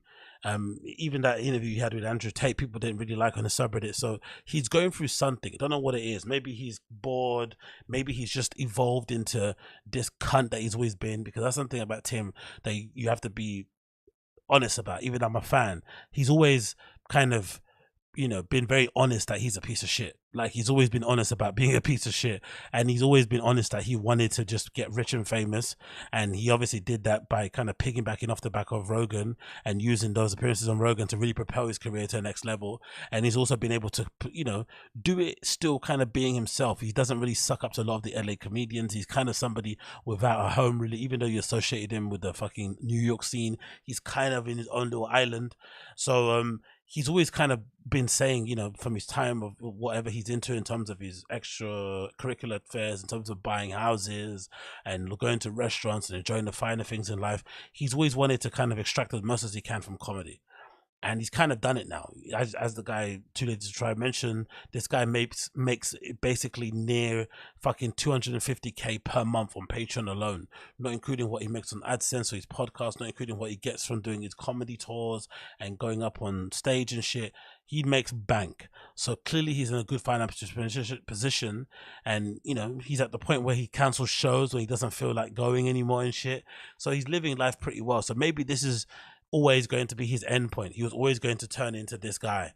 But I do think, me personally, that there's an option to kind of figure this out. But I think that does require this guy reaching out to Tim directly and finding out a way that they can actually communicate and talk about this guy. I don't think these videos are going to work, because if anything we know about Tim, especially if he feels like he's smarter than the person that's speaking to him, that's trying to give him a dressing down, trying to get him a telling off, he's going to double down and triple down. So I don't think these videos are going to change much, but I think a conversation behind the scenes probably would. But, you know, what do I know, innit? What do I know? What do I know? Let's continue. Let's continue. What's I going to say about this? We did that. We did that. We talked about the Del Brooks thing. What did you talk about? What else are we going to speak about here? Oh, should we talk about, let's talk about this. Let's talk about this. Let's talk about this. So have you guys seen what's been happening with Joe Budden and New Rory and Moore? So it's kind of exploded over the last couple of days. So essentially, to give you a quick background, the Joe Budden podcast, two of the co-hosts basically left the show because of a dispute and an argument essentially over the money. It's just always like that, and it's always about money or girls. So two of the co-hosts asked for accounting, they asked for more information about the podcast and how much money it was making, about how much actually the deals were worth and whatever. And the main guy, Joe Budden, who's basically the boss, I guess, in some regards, basically said, no, I won't show you anything, it's my show, you're my employees, which then led to an argument, and they all kind of left and went on their separate ways. So since then, there's always been a kind of passive-aggressive beef been going on through innuendos and little kind of bullets and bars here and there. And recently on the New Rory and Moore show, Sci-Hi, the rapper who's also associated with Kanye loosely, and you know, writes for him and shit, he was on there as a guest, and he said towards the end that he wants to battle Joe Budden, right, as a rapper. And then Moore took the opportunity to basically kick and throw a little sub towards Joe. It wasn't really a sub, it was basically an insult, a bit of a joke. But let's play the clip so you can hear what I mean. Oh boy, he's super headstrong, but if you keep pushing forward, you know what I'm saying, you make your own path, you do your own thing. And Holmes, home, you know what it is with me and you, bro. You know, any day you feel like you can rap better than me, you know what I mean, that you've been telling everybody, I put my offer on the table. You rich enough to accept it, but you ain't accepted it. Yeah, he stole enough. Yeah, cause you know, you know what time it is. He stole enough. He got it. He can pay you with my money. Yeah. It'll be our money. Exactly. It's our money. Yeah, exactly. So much love. I was dealing with old. So that's pretty funny, right? It's a little funny joke. He can pay you with our money. You get it, right? Little barb there just to kind of throw out there. And I guess for some reason, Joe Budden did not like that in the slightest. He went on his podcast and basically tore into Moore, and weirdly enough, tore into him, but then took the episode down for some reason. I don't know why. So it was kind of like a response, but then he deleted it. So it seemed a bit pussy. But let's play Joe Budden's response to what Moore said. Stop it. Stop it. Stop it. No. Your last shit was trash. Fucking No Dope on Sundays is great. But that's one great project over however long your fucking career is. I don't want to spend time on nobody that has used their brain power for all of their life to help somebody else great and not be themselves. You got to use your greatness for you to be great, for me to look at you. Which leads me to my very next statement. Moore, not only did I not steal from you, you have never had anything worth me stealing from you. That's a weird line, isn't it? That's basically admitting that you steal. You have nothing worth me stealing from you. Means I steal things from people when they have things worth stealing. No matter how many new beginnings you start, and no matter how many of these new people you get around, some of us know you. That would be me. So please stop spreading these lies. You've never had anything for me to steal from. That's not the nature of this relationship. This is some sick role reversal shit going on. And I'm not mad at nobody else calling me a thief. But you can't call me no fucking thief. No, I will not have it. You've never pulled your own weight. The first never meant nothing to you. It's never been like responsibilities. You never got up and carried your own shit. It's always been another nigga around to help you do it. And you don't speak to them niggas no more neither. So this is not Joe specific. Stop putting smut on my name. I'm gonna start showing up for myself, because that's my problem with the fucking internet. Y'all don't know nothing about none of these niggas. All of them, the whole industry. And niggas get a mic with no fucking resume and just get to talking and talking and talking. It's not what you do, though. But anyway, that's Joe's response. Clearly wasn't happy about what Mal said and essentially insinuated that he's a rich kid, with, been silver spooned. The fact that he comes from a hip hop dynasty means that he never had to work for a dime in his life, blah, blah, blah, blah. So I guess in that response, Mal got him on his podcast, New Rory Mal, and decided to go straight up ether on Joe and really give it to him in a way that I've never seen from Mal, because he's usually quite chill.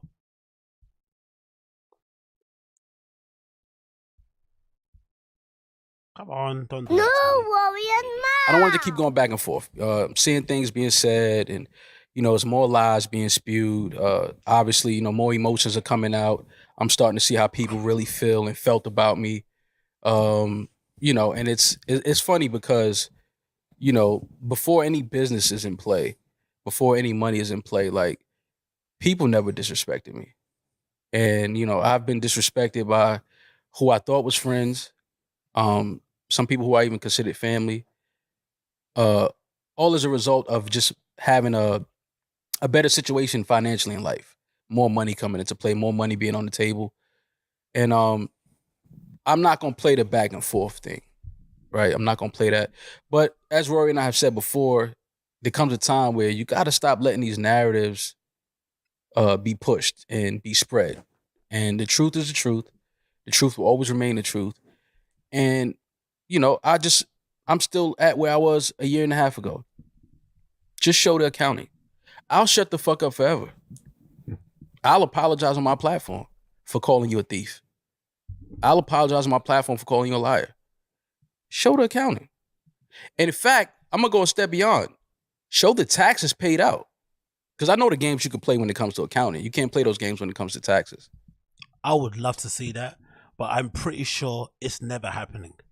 If Joe was willing to fire these guys because they dared to ask for the accounting, I don't think however many years has passed, however many different hosts has passed, and different interpretations, different kind of reimagining of the shows and whatever it may be called, and narratives getting twisted. I don't see him now deciding, you know what, enough's enough, too much smart on my name, I'm going to put the accounting out there. He's never going to do that, because that would essentially take away whatever point he's kind of holding on to.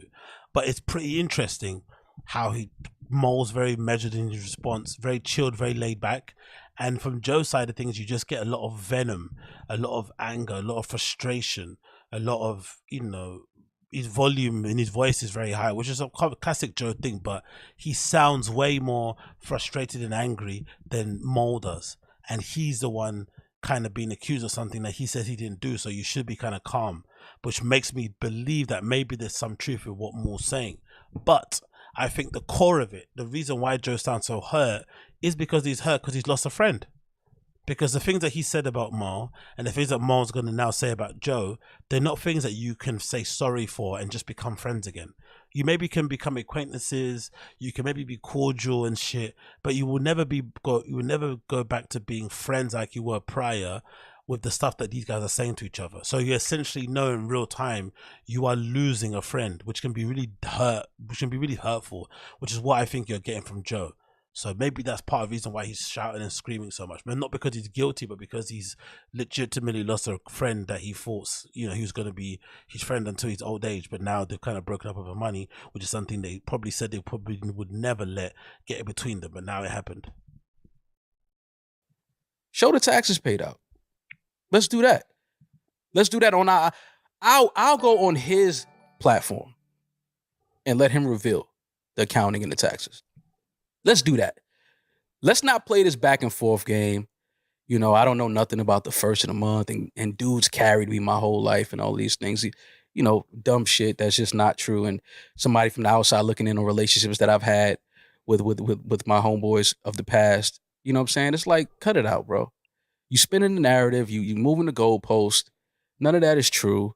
The reason me and those guys, some of those guys don't speak no more, you know nothing about. Or actually you do, because I've told Rory and him in confidence what happened.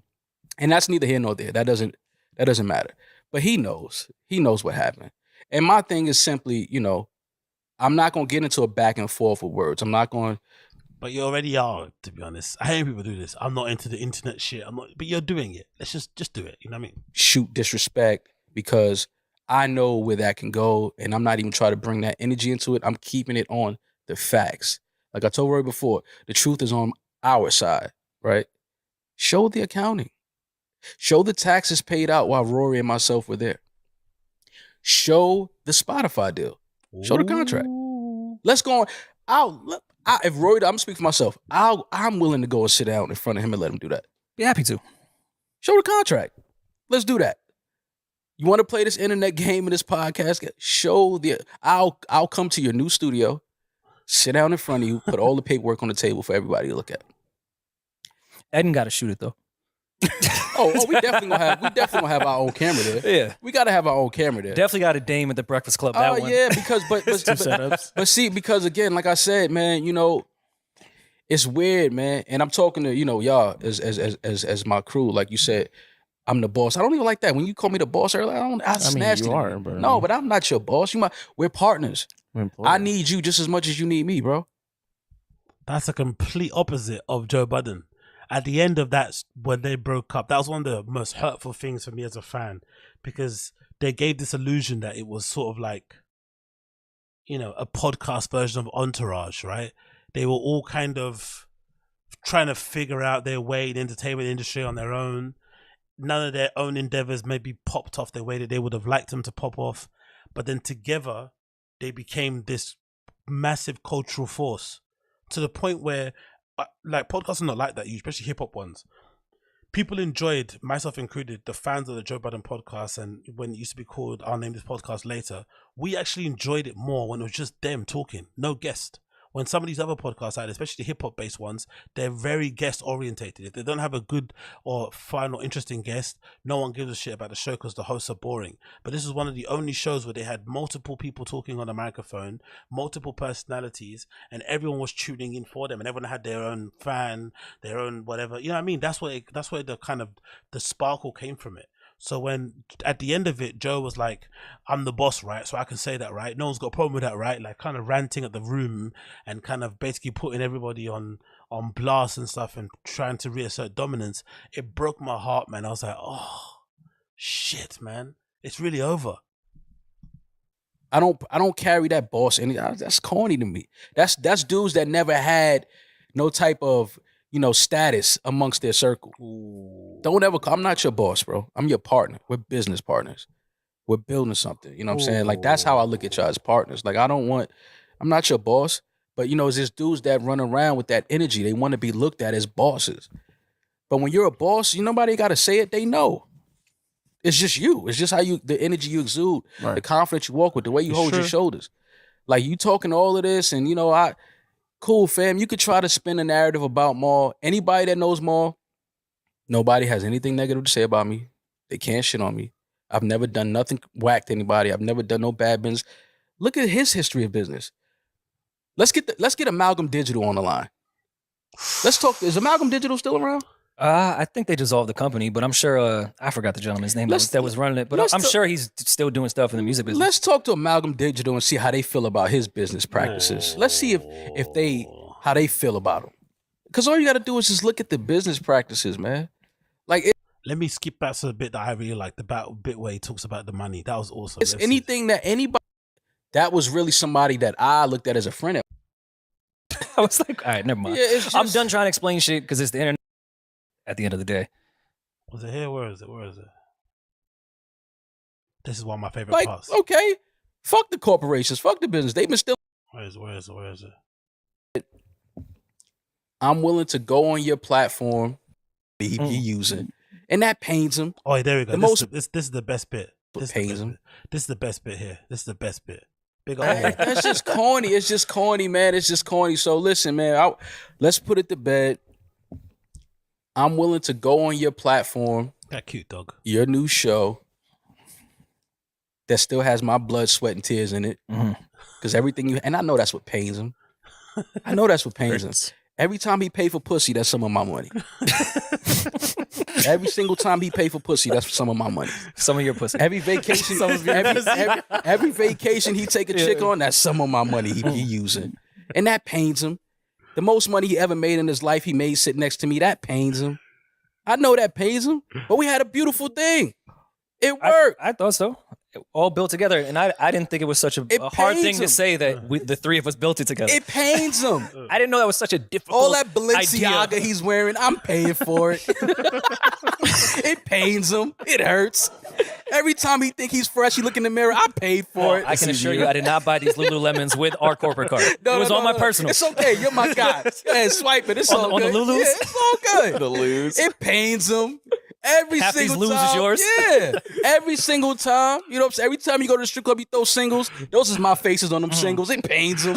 It hurts. It's like Usher Bucks. Oh, it hurts. It has to hurt. It's funny. It hurts.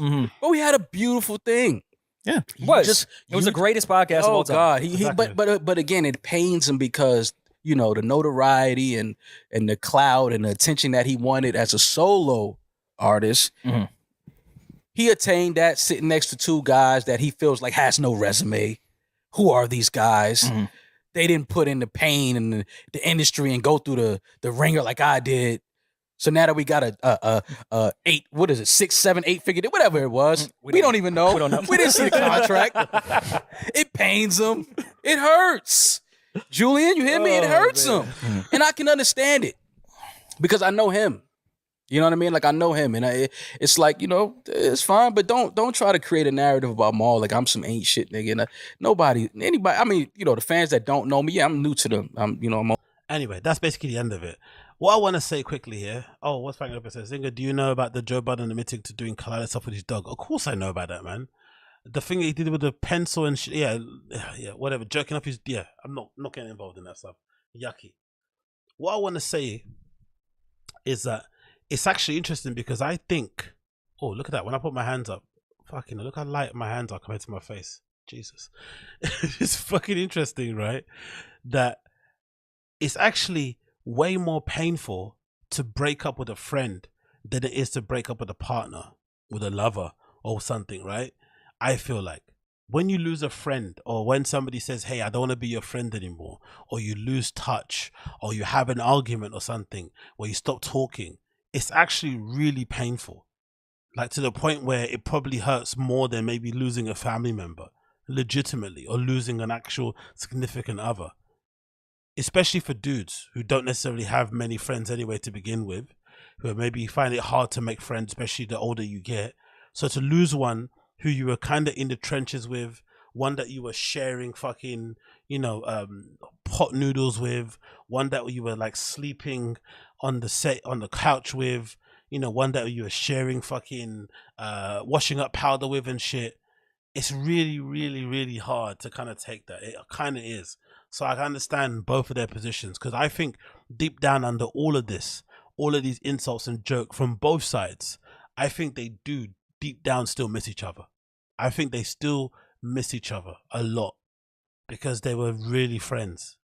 And now it's kind of gone, and they know it's never going to come back again to the level that it was prior. It's never going to be the same ever again.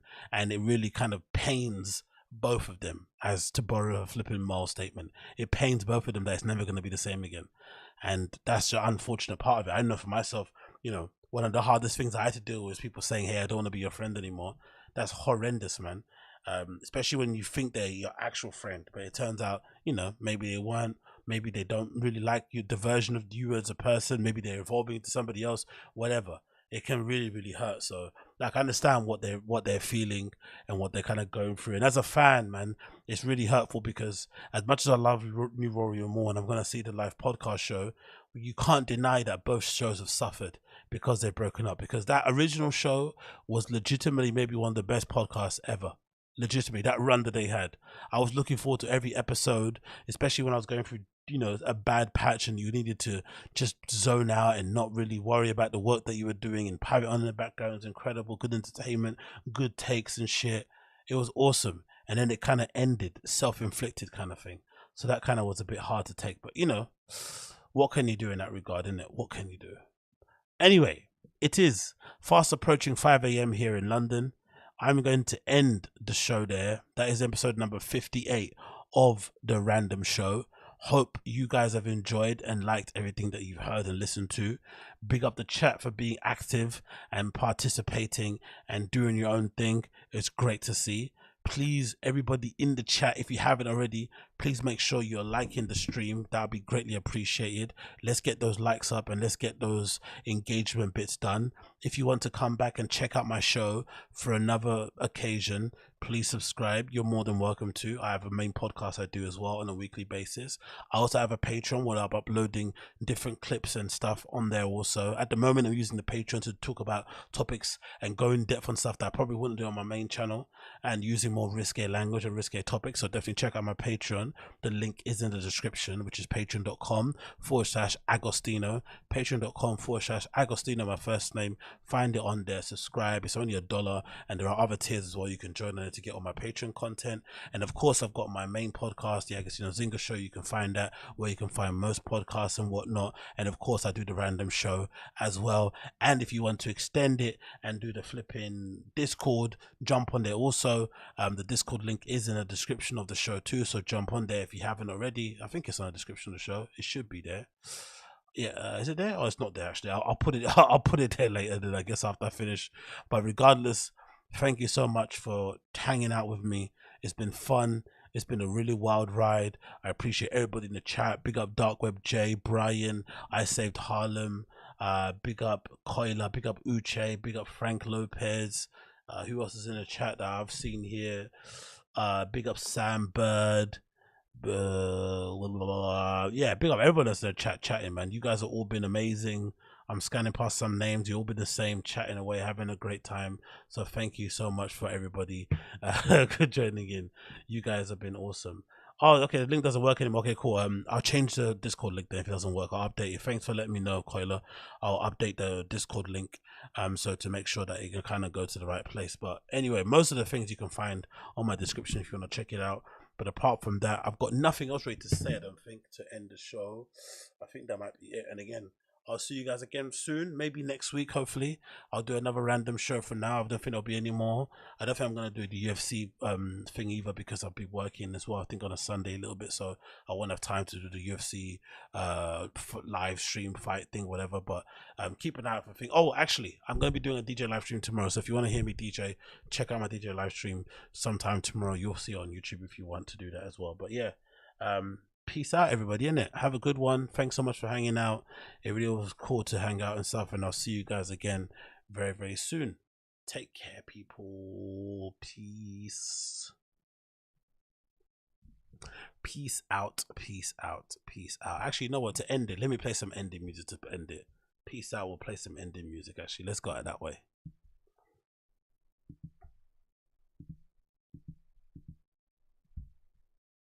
Let's DJ the thing. Peace.